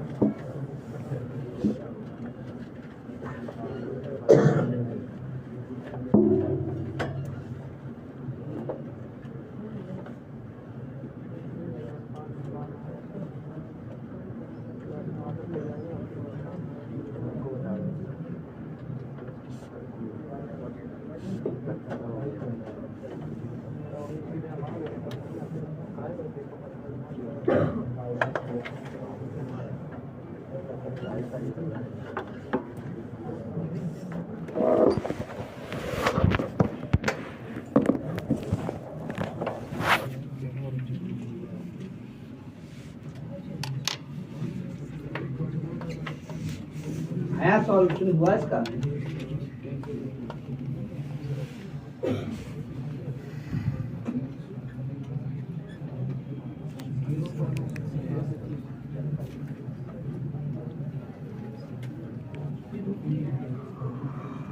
कैसे निकालेंगे इस क्वेश्चन को? एक बार यहाँ सॉल्व करते हैं इसको। बहुत छोटी छोटी बातें हैं, लेकिन हम जरूर जानबूझ के कर रहे हैं कि भाई क्वेश्चंस में अगर ये डिस्टर्ब कर दिया तो आगे प्रोसीड करना ही मुश्किल हो जाएगा। तो भाई अलग अलग समझ लो उस मैटर को, उसको फिर देखेंगे। तो I am saying the equation of circle touching X axis from above, यानी कि हमको क्या गिवन है ये बताओ। गिवन है क्या? गिवन है बताओ जरा सा। तो रेडियस दिया हुआ है कितना? तो 2 यूनिट। एंड देन सेंटर कितना दिया हुआ है? तो लैम्डा कॉमा 2 ये ना दिया हुआ है। ये कैसे बोल रहे हो? सेंटर लैम्डा कॉमा 2 दिया हुआ है। तो बोल रहा है ना कि सर्कल टच कर रहा है किसको? एक्स एक्सिस पर। किधर से? ऊपर से। तो लैम्डा कॉमा 2। तो भाई इक्वेशन क्या लिखेंगे? इक्वेशन लिखते हैं हम लोग। Equation of circle x minus lambda का whole square plus y minus 2 का होल स्क्वायर इक्वल टू चलेगा। अब क्या करें? तो भाई वी कैन सी ये अगर 1 है तो 1 पासेस थ्रू कौन सा पॉइंट? तो 0 कामा ये ना लिखा हुआ है। भाई देखिए अभी तक हमारे पास एक अननोन है ना, तो अब उस अननोन को कवर करने के लिए एक पॉइंट दे दिया। तो 0,1 इसको साटिस्फाई करेगा। तो x की जगह क्या लिखे? 0 और y की जगह क्या लिखे? 1। तो I can write 0 minus lambda का होल स्क्वायर प्लस 1 माइनस 2 का whole square is equal to. तो लैम्डा स्क्वायर इज एक्चुअली कितना आ गया देखो तो, यानी लैम्डा का वैल्यू कितना मिल गया हमको? नहीं कितना? Plus minus √3। Still we are having not one circle. कितना सर्कल? तो है ना, 2 सर्कल मिलने के चांसेस हैं। ठीक है। So we are getting equation x plus minus √3 का whole square plus y minus 2 का होल स्क्वायर इक्वल टू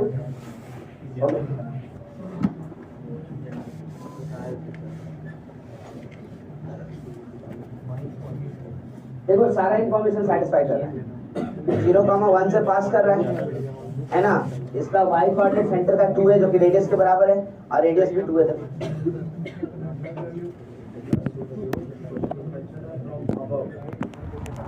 तो x कोऑर्डिनेट ऊपर नेगेटिव नहीं होता है, ऊपर में होता है ना। ठीक है।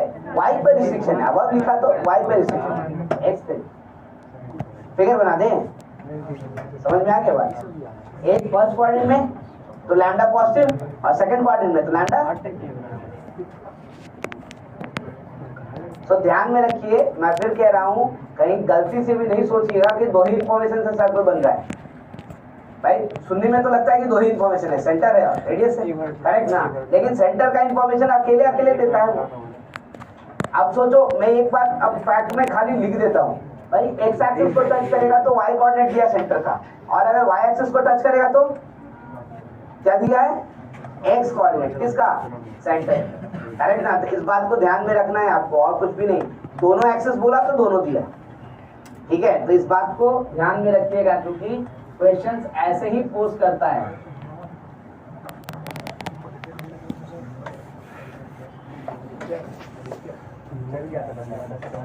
सर्कल टचिंग y एक्सिस क्या हो गया? ये y एक्सिस है, देखो y एक्सिस गाइस, या तो इधर से और या तो इधर से, है ना। तो आई कैन सी, ध्यान दो प्लीज बात है। इसका मतलब ये हो गया कि सेंटर अगर ये है तो ये परपेंडिकुलर डिस्टेंस रेडियस है। तो यहाँ पे कौन सा सेंटर फिक्स हुआ? सेंटर का कौन सा कोऑर्डिनेट फिक्स हुआ? x। तो I can say this is r comma some lambda. We don't know that one, but this is r. है ना, this could be what? c is nothing but minus r comma lambda. मतलब y coordinate नहीं पता है, यानी हम यहाँ से लिख रहे हैं x coordinate of center will have magnitude equal to radius. Circle touching x-axis means y coordinate. Circle touching x-axis means x coordinate. Circle touching both axis means both the coordinate. है ना? Still हमें ये भी पता होना चाहिए कि through which coordinate, through which direction, क्योंकि प्लस माइनस का फर्क होता है.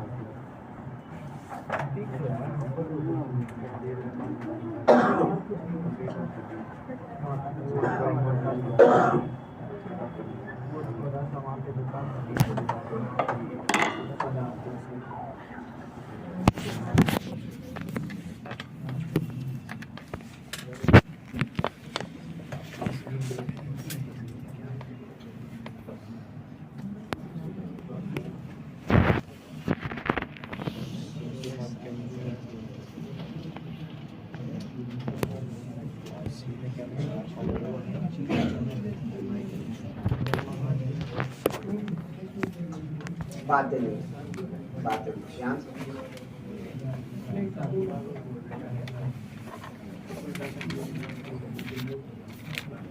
अभी तो पहले सर्कल को ही समझ रहे हैं, उसके बाद सर्कल का रिलेशन, तब फिर जाकर के फुल ज्योमेट्री पे हम लोग आ सकते हैं. और बहुत स्लो करने की कोशिश करें ताकि किसी को डिस्टर्बेंस ना हो कि भाई जल्दी हो गया, हमको नहीं समझ में आया, तो इसलिए ध्यान रखिएगा. स्टार्टिंग फेज में स्लो है सिर्फ इसलिए कि आप कंफर्टेबल हो जाए. आप कंफर्टेबल हो जाइएगा क्या फिर स्पीड नॉर्मल है ना, क्योंकि बात जब समझ में आता है तो डायरेक्शन देने पे भी तो कर सकते हैं आप, लेकिन अगर नहीं समझ में आएगा तो डायरेक्शन देने के बाद भी कुछ फायदा नहीं. ठीक है, इसलिए ध्यान रखिएगा. ये नहीं कि अभी रिलैक्स रहिए कि बहुत आसानी से चल रहा है, और जब वक्त आए कि हमको सिर्फ डायरेक्शन देने पे काम चलना चाहिए, तब पता चला कि आप उम्मीद कर रहे हैं कि पूरा करें. ठीक है, तो ये तो एक फॉर्म हो गया, यानी कि जब आपको एक्स एक्सिस टच करने की बात करेगा तो ऐसे करेंगे. एक स्पेशल फैक्ट और बताया आपको, इस वाले फॉर्म को हम लोग डायमेट्रिक फॉर्म बोल रहे हैं.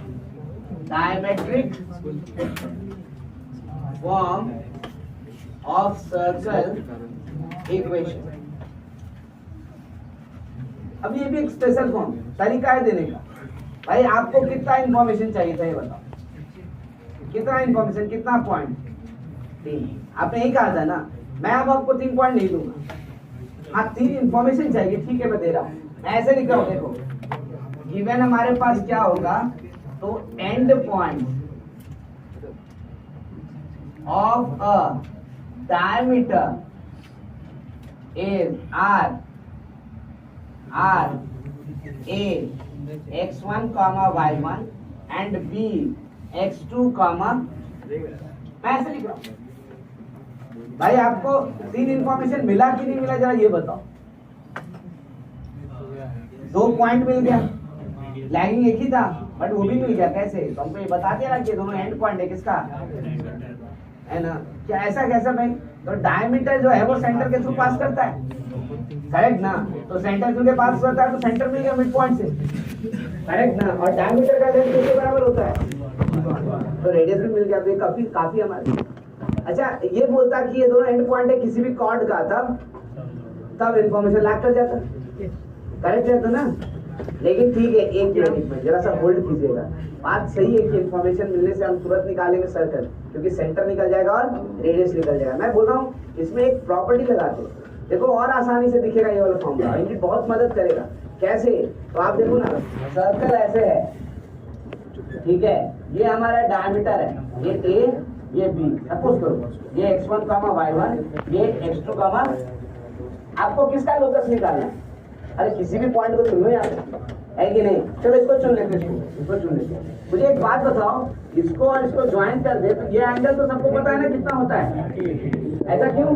डायमीटर है कि नहीं, ये डायमीटर तो कितना होना चाहिए, 90 डिग्री. अच्छा ये 90 डिग्री है तो लोकस तो इसी का चाहिए था ना, तो इसी को हम लोग क्या चुनेंगे, x, y. और एक बात बताओ, x, y इसको चुनेंगे, अच्छी बात है.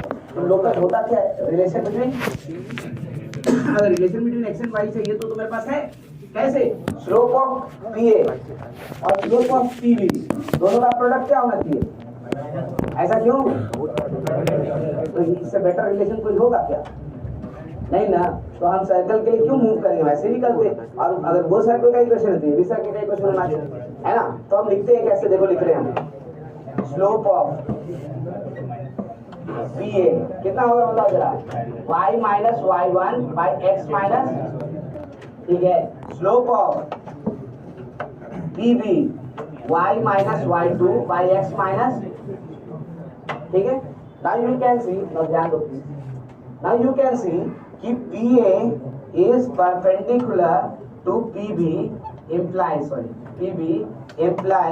y minus y1 by x minus x1 into y minus y2 by x minus x2 equal to, क्या करें? यहाँ से क्रॉस मल्टीप्लाई करते हैं तो I can right y minus y1 y minus y2 is equal to minus x minus x1 into x minus x2। सही है ना? इसको भी इधर ले आओ, x minus x1 x minus x2 plus y minus y1 y minus y2 equal to 0। देखो ये रिलेशन नहीं है क्या x और y में? इसमें रूट लगा है क्या? मॉडुलस लगा है क्या? तो यही सर्कल का इक्वेशन है ना। फिर बोलोगे कैसे? जनरल इक्वेशन तो ऐसा नहीं होता था। जनरल इक्वेशन है ऐसा, देखो ना जरा सा, यहाँ से मल्टीप्लाई करो क्या निकलेगा? यहाँ से मल्टीप्लाई करो क्या निकलेगा? यहाँ से x का क्वोशिएंट भी निकलेगा ना, है ना? यहाँ से y का क्वोशिएंट निकलेगा ना, और उसके बाद जो बचा वो क्या निकलेगा? ठीक है। तो भाई ये सबसे आसान तरीका है जिसमें कि सर्कल का इक्वेशन लिखा जा सकता है, प्रोवाइडेड वो जो दोनों पॉइंट मिले वो दोनों इंटर पॉइंट होना चाहिए किसका? डायमीटर। ठीक है।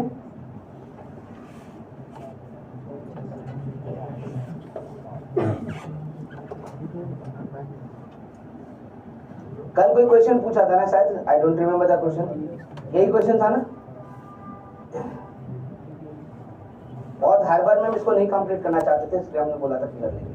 आई होप आप एक बार देख लो करेक्ट करके कि वही क्वेश्चन था, समझ गए बात को?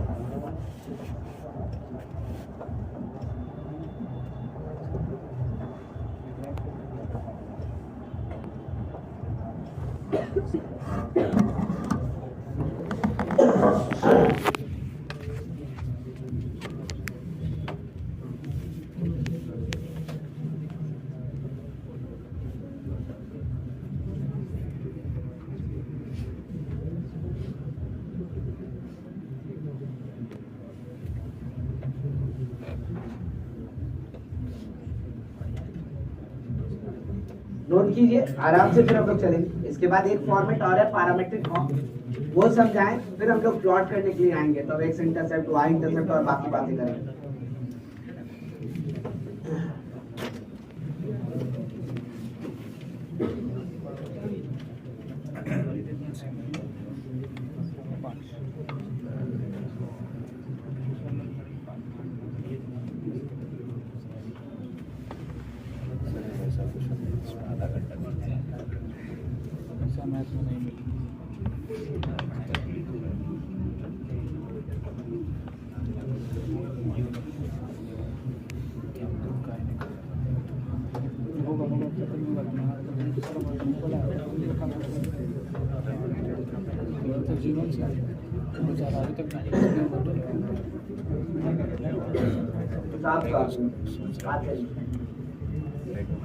तुरंत में डिस्ट्रैक्ट हो जाता है।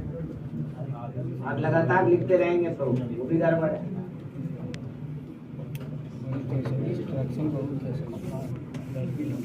और ध्यान रहे यहाँ पे हम थोड़ा शांत इसलिए भी हैं क्योंकि आपको बहुत सोचना है। डिस्ट्रैक्ट होइएगा तो गड़बड़ हो जाएगा। जितना सोचिएगा उतना जल्दी क्वेश्चन बनेगा। ये स्ट्रेट लाइन से आप महसूस करना स्टार्ट करिए। कभी कभी कोई क्वेश्चन बहुत लेंदी बन रहा है, बाद में डिस्कशन के बाद पता चला क्या वो इतना से आसानी बन रहा है। ठीक है, वो आपस में भी डिस्कशन करने से फायदा है क्योंकि हमें मिनिमाइज करना स्टेप को ध्यान रखिए।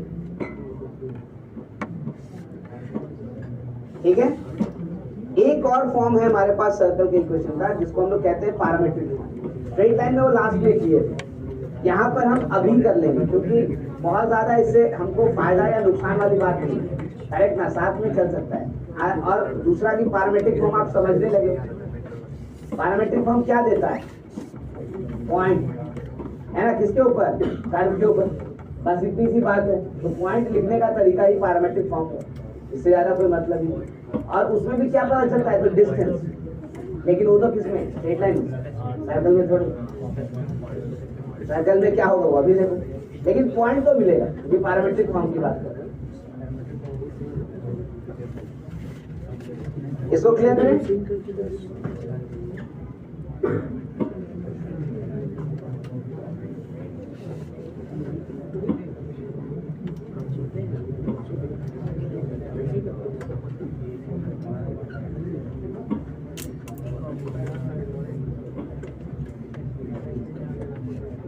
पैरामेट्रिक फॉर्म, पे अटेंशन, बात नहीं करो।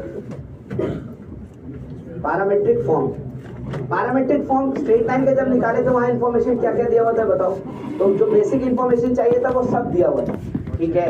यहाँ पे भी वही होगा, आपको इन्फॉर्मेशन मिल दिया जाएगा जो कि स्टैंडर्ड फॉर्म के लिए दिया गया है।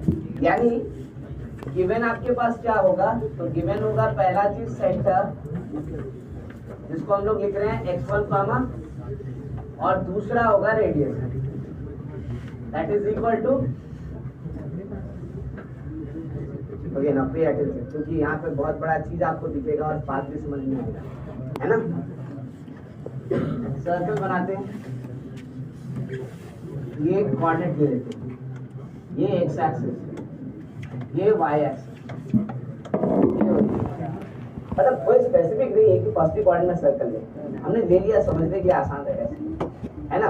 अब मैं कह रहा हूँ, आप जरा सोचो, यहाँ से सेंटर आपको दिया हुआ है x1 कामा y1, है ना, दिया हुआ है, ठीक है। आप यहाँ से परपेंडिकुलर डालो, इसको हम लोग लिख लेते हैं, क्या लिख रहे हैं इसको? तो a लिख लेते हैं। तो OA पता है कितना होगा, CA पता है कितना होगा, पता है ना। अब मैं कहता हूँ हमको लोकस चाहिए, तो इसी पॉइंट P को लेते हैं जिसका लोकस चाहिए। लोकस अगर चाहिए तो इसको क्या कहोगे? x कामा, अब यहाँ से परपेंडिकुलर डालो, इसको अगर m कहेंगे तो बताओ OM का वैल्यू कितना है ना। तो फिर AM का वैल्यू यहाँ से कितना हो जाएगा? x माइनस, हो गया ना, यहाँ से लिख देते हैं x माइनस x1। भाई यहाँ से देखो, इसको ज्वाइन कर देते हैं, ये डिस्टेंस कितना है r, इसको ज्वाइन कर देते हैं, यहाँ पे लिख देते हैं q। तो बताओ PQ का लेंथ कितना? x माइनस, अच्छा PQ का डिस्टेंस कितना है ये बताओ, पक्का है ना, ठीक है। नाउ यू कैन सी, देखो फिगर हमारा रेडी हो चुका है, ध्यान देना नहीं तो कंफ्यूज हो जाओगे। फिगर हमारा रेडी हो चुका है। अब ट्रायंगल के अंदर हमको x और y को रिलेट नहीं करना है, तो थर्ड पैरामीटर चाहिए जिससे रिलेशन निकालेंगे, करेक्ट ना। तो हमने बोला चलो इसको हम मान लेते हैं थीटा, मान लेते हैं, ठीक है। तो अब क्या लिखेंगे? तो जैसे स्ट्रेट लाइन में करते तो वैसे ही, ट्रायंगल भी तो ऐसे ही बनाए ना, करेक्ट ना। क्या लिखे बताओ जरा सा? तो in triangle PQC cos theta कितना होगा? x माइनस x1 बाई, अच्छा sine theta minus y1 by, तो इसका मतलब x इज इक्वल टू कितना हो गया? x1 plus r cos theta, और y का वैल्यू कितना हो गया? तो y1 प्लस, है ना भाई। देखो तो ये तो वही इक्वेशन आ गया जो कि स्ट्रेट लाइन में था, लेकिन फर्क है, क्या फर्क है? ये स्ट्रेट लाइन में पैरामीटर कौन था? r, जो वैरी कर रहा था, और यहाँ पे पैरामीटर r नहीं है, क्योंकि r तो रेडियस है, और रेडियस क्या है? फिक्स। तो पैरामीटर है कौन? तो पॉइंट वैरी करवाओ, इस पॉइंट को यहाँ से उठा करके यहाँ लेके चले जाओ, यहाँ पे क्या वैरी किया बताओ? थीटा, है ना। तो पैरामीटर का डिफरेंस है, इक्वेशन से। अगर पैरामीटर थीटा है, r फिक्स है, तो वो क्या है? सर्कल।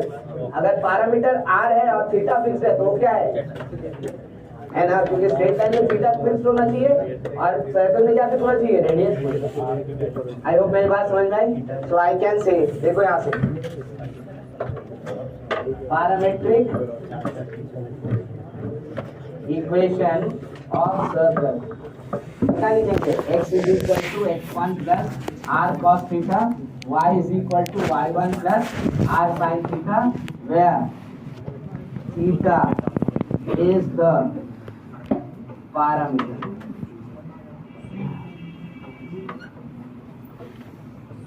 तो नया इक्वेशन या नया पॉइंट याद रखने का टेंशन नहीं है ना, वो तो सेम ही है ना। फर्क इसमें क्या पड़ रहा है, तो पैरामीटर चेंज हुआ।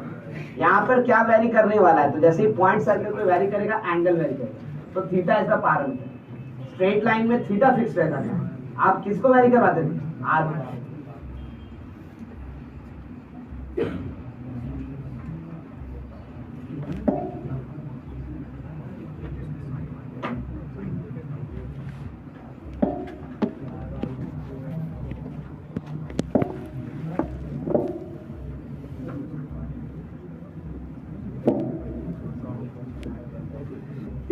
So any point on a circle with center alpha comma beta and radius a is, क्या होगा बताओ। हम थोड़ा सा वैल्यूज चेंज कर दिए ताकि आप बात को समझ सकें। हमको कोई पॉइंट चाहिए, आर्बिट्ररी पॉइंट, करेक्ट ना, जो कि सर्कल पे हो, जिसका सेंटर क्या है, अल्फा कॉमा बीटा, और रेडियस कितना है, ए।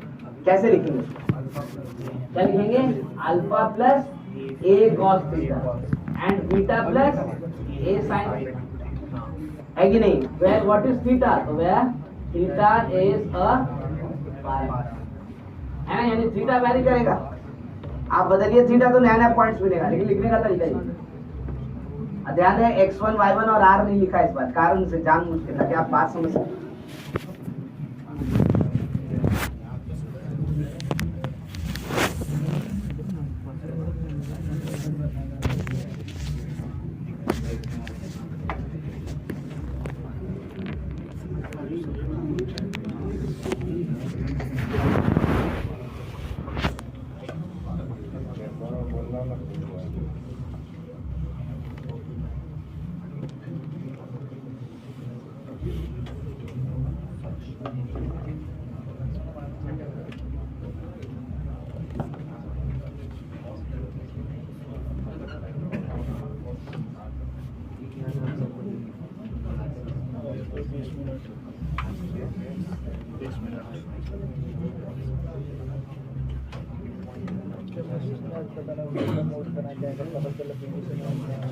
ठीक है, बात सबको समझ में आया।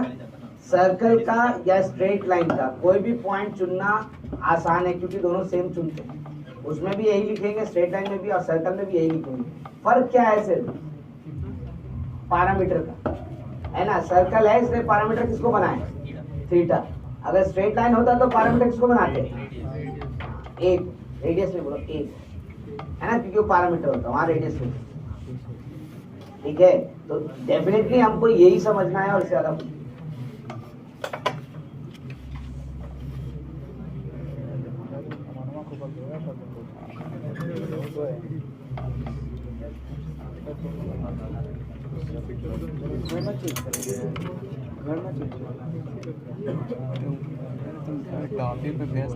चलिए, हम लोगों का सर्कल का इक्वेशन लिखने का लगभग सारा तरीका कवर। एक लास्ट क्वेश्चन दे करके उसके बाद हम प्लॉटिंग ऑफ द सर्कल्स पे आएंगे, जिसमें सबसे इम्पोर्टेंट होगा एक्स इंटरसेप्ट और वाई इंटरसेप्ट पहचानना, है ना। हम उसको पहले डिस्कस करेंगे। पहले तो हम एक क्वेश्चन दे रहे हैं, find the equation of circle with, अच्छा, touching X axis at origin from above with radius 3 unit। देखो तो इंफॉर्मेशन कंप्लीट है, और कुछ चाहिए,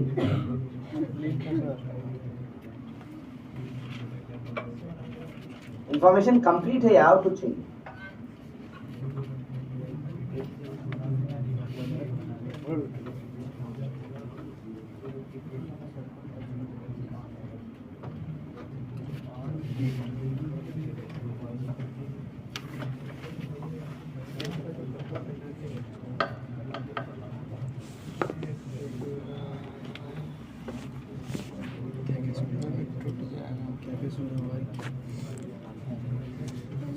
एक्स एक्सिस को टच कर रहा है, मतलब क्या मिल गया, वाई कोऑर्डिनेट कितना मिला, -3 ना वाई कोऑर्डिनेट, अब लिखा है तो 3 है, बिलो लिखा तो माइनस, तो वाई कोऑर्डिनेट मिल गया, रेडियस तो पता ही है, तो क्या चाहिए एक्स कोऑर्डिनेट, लेकिन एक्स कोऑर्डिनेट कैसे मिलेगा, तो शायद आपको बताया, देखो कहाँ टच कर रहा है, 0, फिगर बना तो सब कुछ नजर आएगा। ऐसा एक क्वेश्चन तो हम लोग बनाए थे कि ना, वो 0,1 से पास कर रहा है, अब ये 0,0 पे पास कर रहा है, स्पेशल केस हो जाएगा।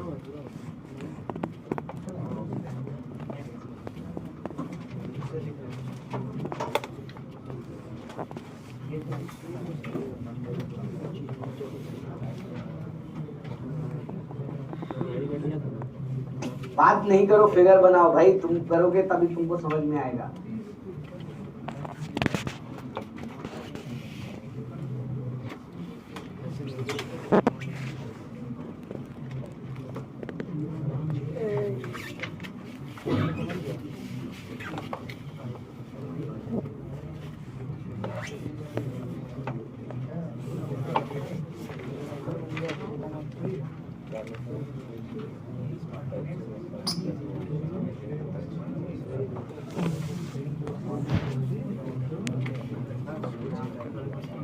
ये एक्स एक्सिस,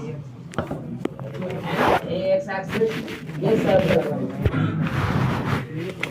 ये सर्कल, ये कहाँ टच कर रहा है बताओ जरा सा, 0, आपको रेडियस कितना बताया है, तो इसका मतलब सेंटर अगर ये है सी, तो ये परपेंडिकुलर डिस्टेंस कितना बताया है 3, तो इसका वाई कोऑर्डिनेट तो 3 होगा पता है, एक्स कोऑर्डिनेट का क्या करें, ऐसा क्यों, ऐसा क्यों, अरे एक्स एक्सिस के परपेंडिकुलर है और पास कहां से कर रहा है, तो कौन सा लाइन है ये, वाई एक्सिस है ना, अरे तो वाई एक्सिस सेंटर से पास कर रहा है, तो इसका तो एक्स कोऑर्डिनेट हमेशा क्या होगा, सोच क्या रहे हो, है कि नहीं है, क्वेश्चन अब आप बोले तो पूरा सर्कल ही ऊपर रहेगा, हाँ बिल्कुल, सेंटर ऊपर रहेगा, सेंटर ऊपर रहेगा और सर्कल एक्स एक्सिस को टच कर रहा है, अब बताओ कैसे हम सर्कल के पार्ट निकलेंगे, है ना,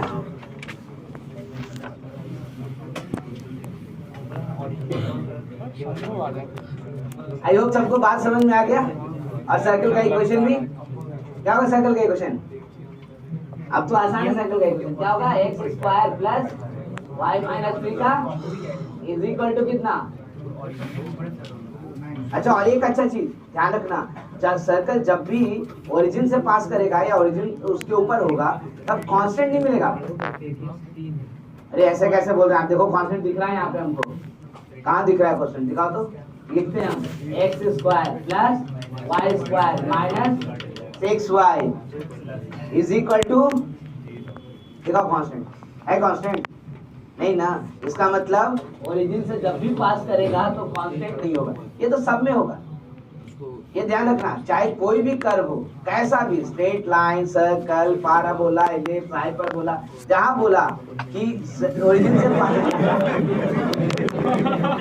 ओरिजिन से पास किया, कांस्टेंट क्या हो गया, कांस्टेंट इसके आगे सोचना ही नहीं,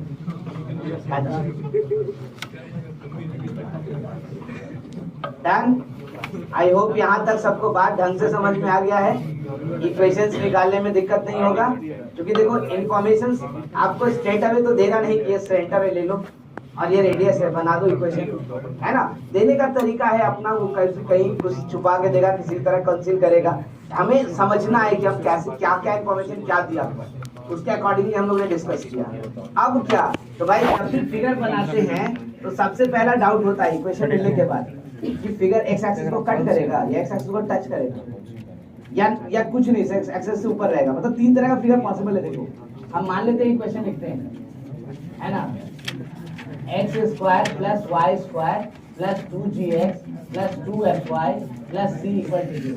भाई ये एक्स एक्सिस है, हो सकता है सर्कल हमारा ऐसा हो सकता है ना, पॉसिबल है, या ये हो सकता है कि ये एक्स एक्सिस है, ठीक है, और सर्कल हमारा ऐसा हो, देखो ये भी हो सकता है, पॉसिबल है, या कभी कभी ऐसा लगता है कि भाई सर्कल एक्स एक्सिस है सर्कल हमारा ऐसा भी तो हो सकता है ना। देखो हमको यही जानना है कि कब हमारा सर्कल जो है, क्यों देखो अब आप कोई बोलेगा कि भाई सेंटर नीचे भी तो हो सकता था, वो तो सेंटर देख के पता चल जाएगा, क्वेश्चन देगा तो सेंटर नहीं पता चल रहा है, तो उसके लिए हम टेंशन नहीं ले रहे हैं। हम ये टेंशन ले रहे हैं कि जब हम फिगर बनाने जाएंगे तो इन तीनों में से कौन सा बनाएंगे, है कि नहीं। हम ये एक लाइन में आइडेंटिफाई करना चाहते हैं, इसके लिए हम लोग क्या पढ़ रहे हैं, तो इसके लिए हम लोग पढ़ेंगे x intercept. X intercept, x intercept किसको कह रहे हैं हम। नाउ प्लीज लास्ट बेंच ध्यान दो, एक्स इंटरसेप्ट हम किसको कह रहे हैं। तो देखो पहले वाले सर्कल को, ये एक्स एक्सिस को अगर ए पे और इसको बी पे कट किया है, तो यहाँ पर A B is actually x intercept, ठीक है। तो भाई अगर सर्कल जो है एक्स एक्सिस को 2 पॉइंट पे कट करेगा, तो जो बीच वाला लेंथ है उसी को हम लोग क्या बोल रहे हैं, एक्स इंटरसेप्ट, है ना। यहाँ पे एक्स इंटरसेप्ट क्या दिख रहा है, 0, और यहाँ पे एक्स इंटरसेप्ट क्या दिख रहा है, इमेजिनरी, रियल नहीं है, कटिंग नहीं कर रहा है, तो रियल कहाँ से आएगा। बात समझ में आया। तो we are talking about x intercept. जैसे ही एक्स इंटरसेप्ट मिलेगा तीनों फिगर आइडेंटिफाई कि क्या है क्या नहीं, है ना। तो हम एक्स इंटरसेप्ट निकालने की कोशिश करते हैं।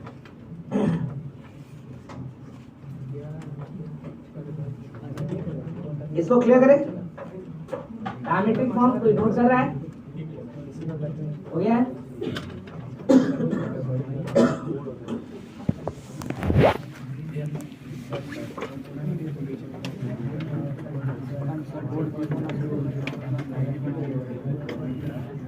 अच्छा ध्यान दो, एक्स इंटरसेप्ट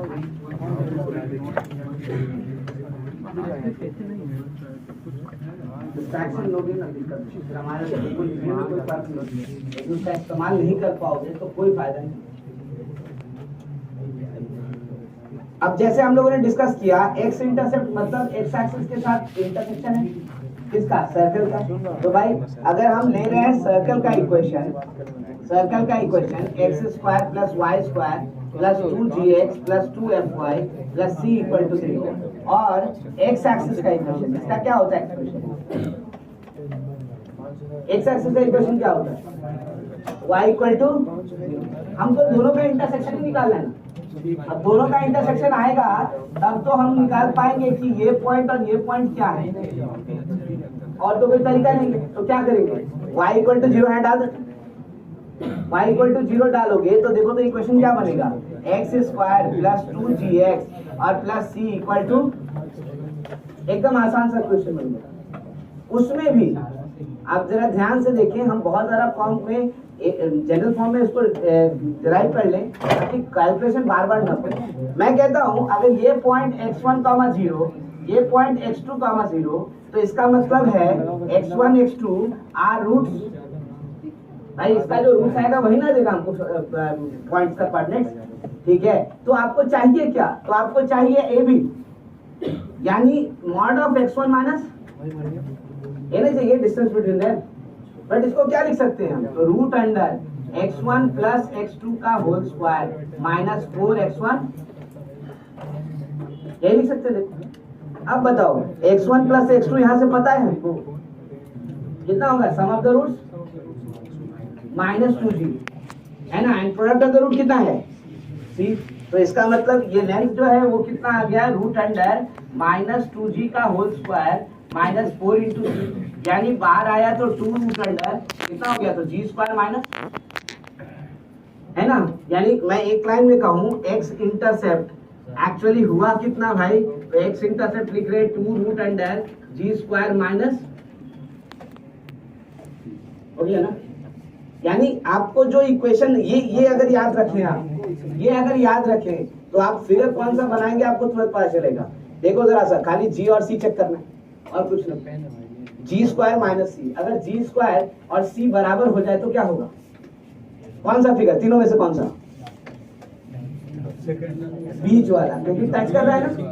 अगर मान लो g स्क्वायर c से बड़ा हो गया तो ऊपर वाला, और g स्क्वायर अगर c से छोटा हो गया तो, मतलब खाली यही चेक करके हमारा काम है ना। So we are comparing only g and c for, ठीक है, तो हम लोग यहाँ से फाइनलाइज करें, क्या लिख सकते हैं? अच्छा पहले आप नोट कर लो भाई, क्योंकि मुझे फिर फिगर क्लियर करना पड़ेगा तभी बात करें।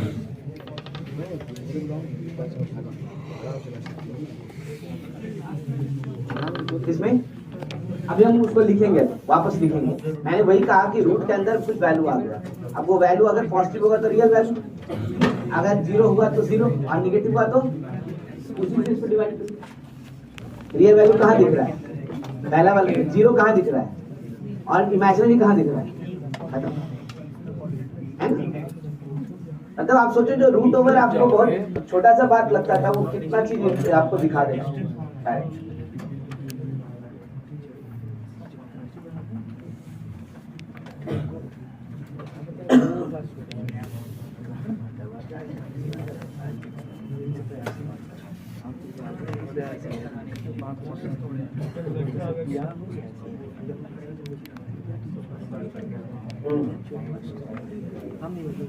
दो पॉइंट पे कट किया ना, एक पॉइंट x1, 0, दूसरा पॉइंट x2, 0। अब ये दोनों पॉइंट आएगा कैसे? तो सॉल्यूशन निकालेंगे, दोनों का इंटरसेक्शन खत्म ना, तो वही ना y = 0 पुट किए हैं। अब जो सॉल्यूशन आएगा वही देगा हमको x1 और x2।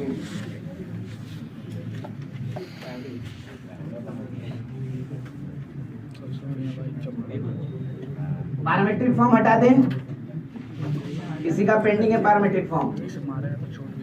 हो गया सबका?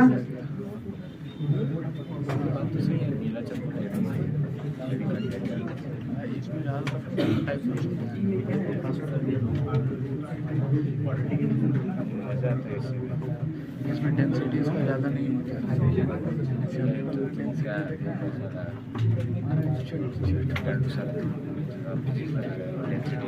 ओके, बातें नहीं, ध्यान दो। तो g square a1 g square minus c greater than c, या g square greater than c implies case 2 g square equal to c and case 3 g square less than c।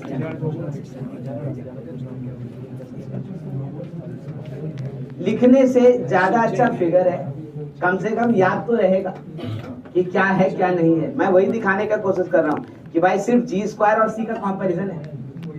अच्छा इसी तरीके से वाई एक्सिस के बारे में सोचो तो किसके बारे में कंपेयर करेंगे? कि किसको जीरो पुट करेंगे यहाँ पे? वाई को, एक्स को पुट करेगा तो पूरा इक्वेशन फिर क्या बनेगा? Y square plus 2fy plus बाकी सब तो सेम है ना, तो रिलेशन किसके बीच में है? एफ स्क्वायर और है ना। तो भाई हम इसके बाद ऐसे ही लिख लेते हैं सिमिलरली है ना। y ध्यान दो, बात करो, y इंटरसेप्ट क्या लिख सकते हैं? तो 2 root under f square minus x intercept ये आया तो y इंटरसेप्ट 2, ठीक है। और अब यहाँ पे भी क्या होगा? तो भाई यहाँ से case 1 F square greater than C, तो ये वाई एक्सिस है ना। सर्कल कैसा? तो सर्कल ऐसा इंटरसेक्ट, ठीक है। Case 2 F square equal to C, मतलब ये वाई एक्सिस है ना। सर्कल कैसा? तो टच में है ना। और case 3 F square less than C, मतलब ये वाई एक्सिस और सर्कल बेहतर।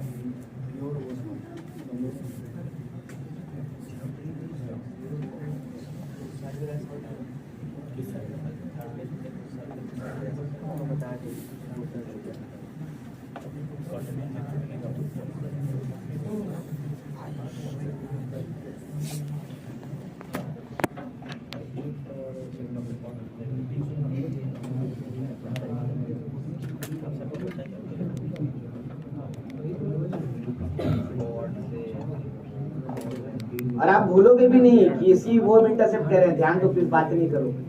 रेडियस के हिसाब से सोचो, रेडियस क्या था जनरल इक्वेशन में? Root under G square plus F square minus, अगर एक्स इंटरसेप्ट निकालना है तो एफ स्क्वायर वाले से भूल हटा दो, वही रिलेशन है। और वाई इंटरसेप्ट निकालना है तो क्या हटाओगे? ये भूलने वाली भी कोई नई बात नहीं है कि भाई भूल जाएंगे हम लोग, सिंपल सी बात है। अब सोचो इसको प्लॉट करना है, plot x square plus y square plus 2x plus 4y plus 1 equal to 2. Good.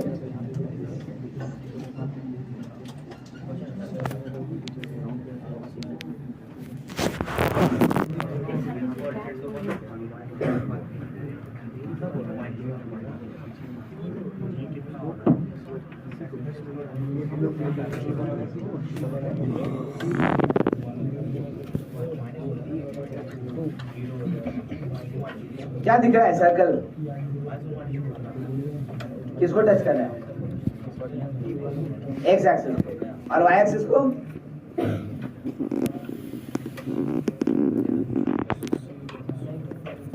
नहीं कर रहा है, कुछ भी नहीं, दूर से जा रहा है.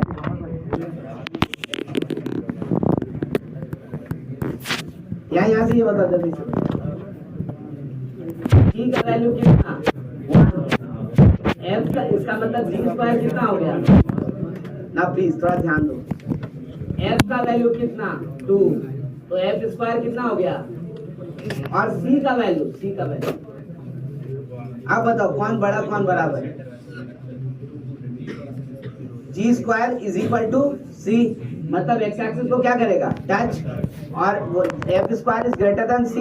इसका मतलब y एक्सिस को क्या करेगा? कट. यानी आप सर्कल पहले बना लो, बाद में एक्सिस बनाएंगे. देखो एक्स एक्सिस ऐसा होगा है ना, और y एक्सिस ऐसा होगा ना. वैसे सेंटर किस कोऑर्डिनेट में? गड़बड़ हो गया फिर तो. इसका मतलब आपका इक्वेशन गड़बड़ हो गया. आपको कैसे बनाना चाहिए था? y एक्सिस यहाँ नहीं आएगा, y एक्सिस यहाँ नहीं आएगा ना, x एक्सिस यहाँ आएगा. कोऑर्डिनेट कौन सा क्या? सेंटर थर्ड है ना. देखो ना, g और f दोनों पॉजिटिव है, तो minus g minus f negative हो गया ना. इसका मतलब सर्कल अगर ऐसे बनाए हो तो x एक्सिस ऐसे आएगा देखो, और y एक्सिस ऐसे आएगा. Now this is the correct figure. बिल्कुल बिल्कुल. ये तो कोऑर्डिनेट कहाँ से पता चलेगा?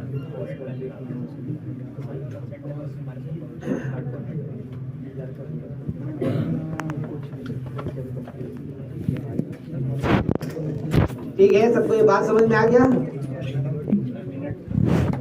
मैंने ये कहा C स्क्वायर और C बराबर है. कौन सा केस क्या? देखो तो सेकंड वाला. मतलब एक्स एक्सिस को क्या करेगा? टच. और F स्क्वायर C से बड़ा है, तो कौन सा केस क्या? देखो तो पहला वाला. तो एक y एक्सिस को क्या करेगा? कट. लेकिन केस कोऑर्डिनेट ये कौन बताएगा? सेंटर. सेंटर क्या है? माइनस C को माइनस C कितना होगा? देखो माइनस F क्या होगा? -2. दोनों निगेटिव. कौन सा कोऑर्डिनेट? ठीक है. चलिए, इसके बाद नेक्स्ट क्लास में रिलेशंस हम लोग देखना स्टार्ट करेंगे सर्कल का, with a point, with a line and all this things. यानी कॉन्सेप्ट स्टार्ट होता है.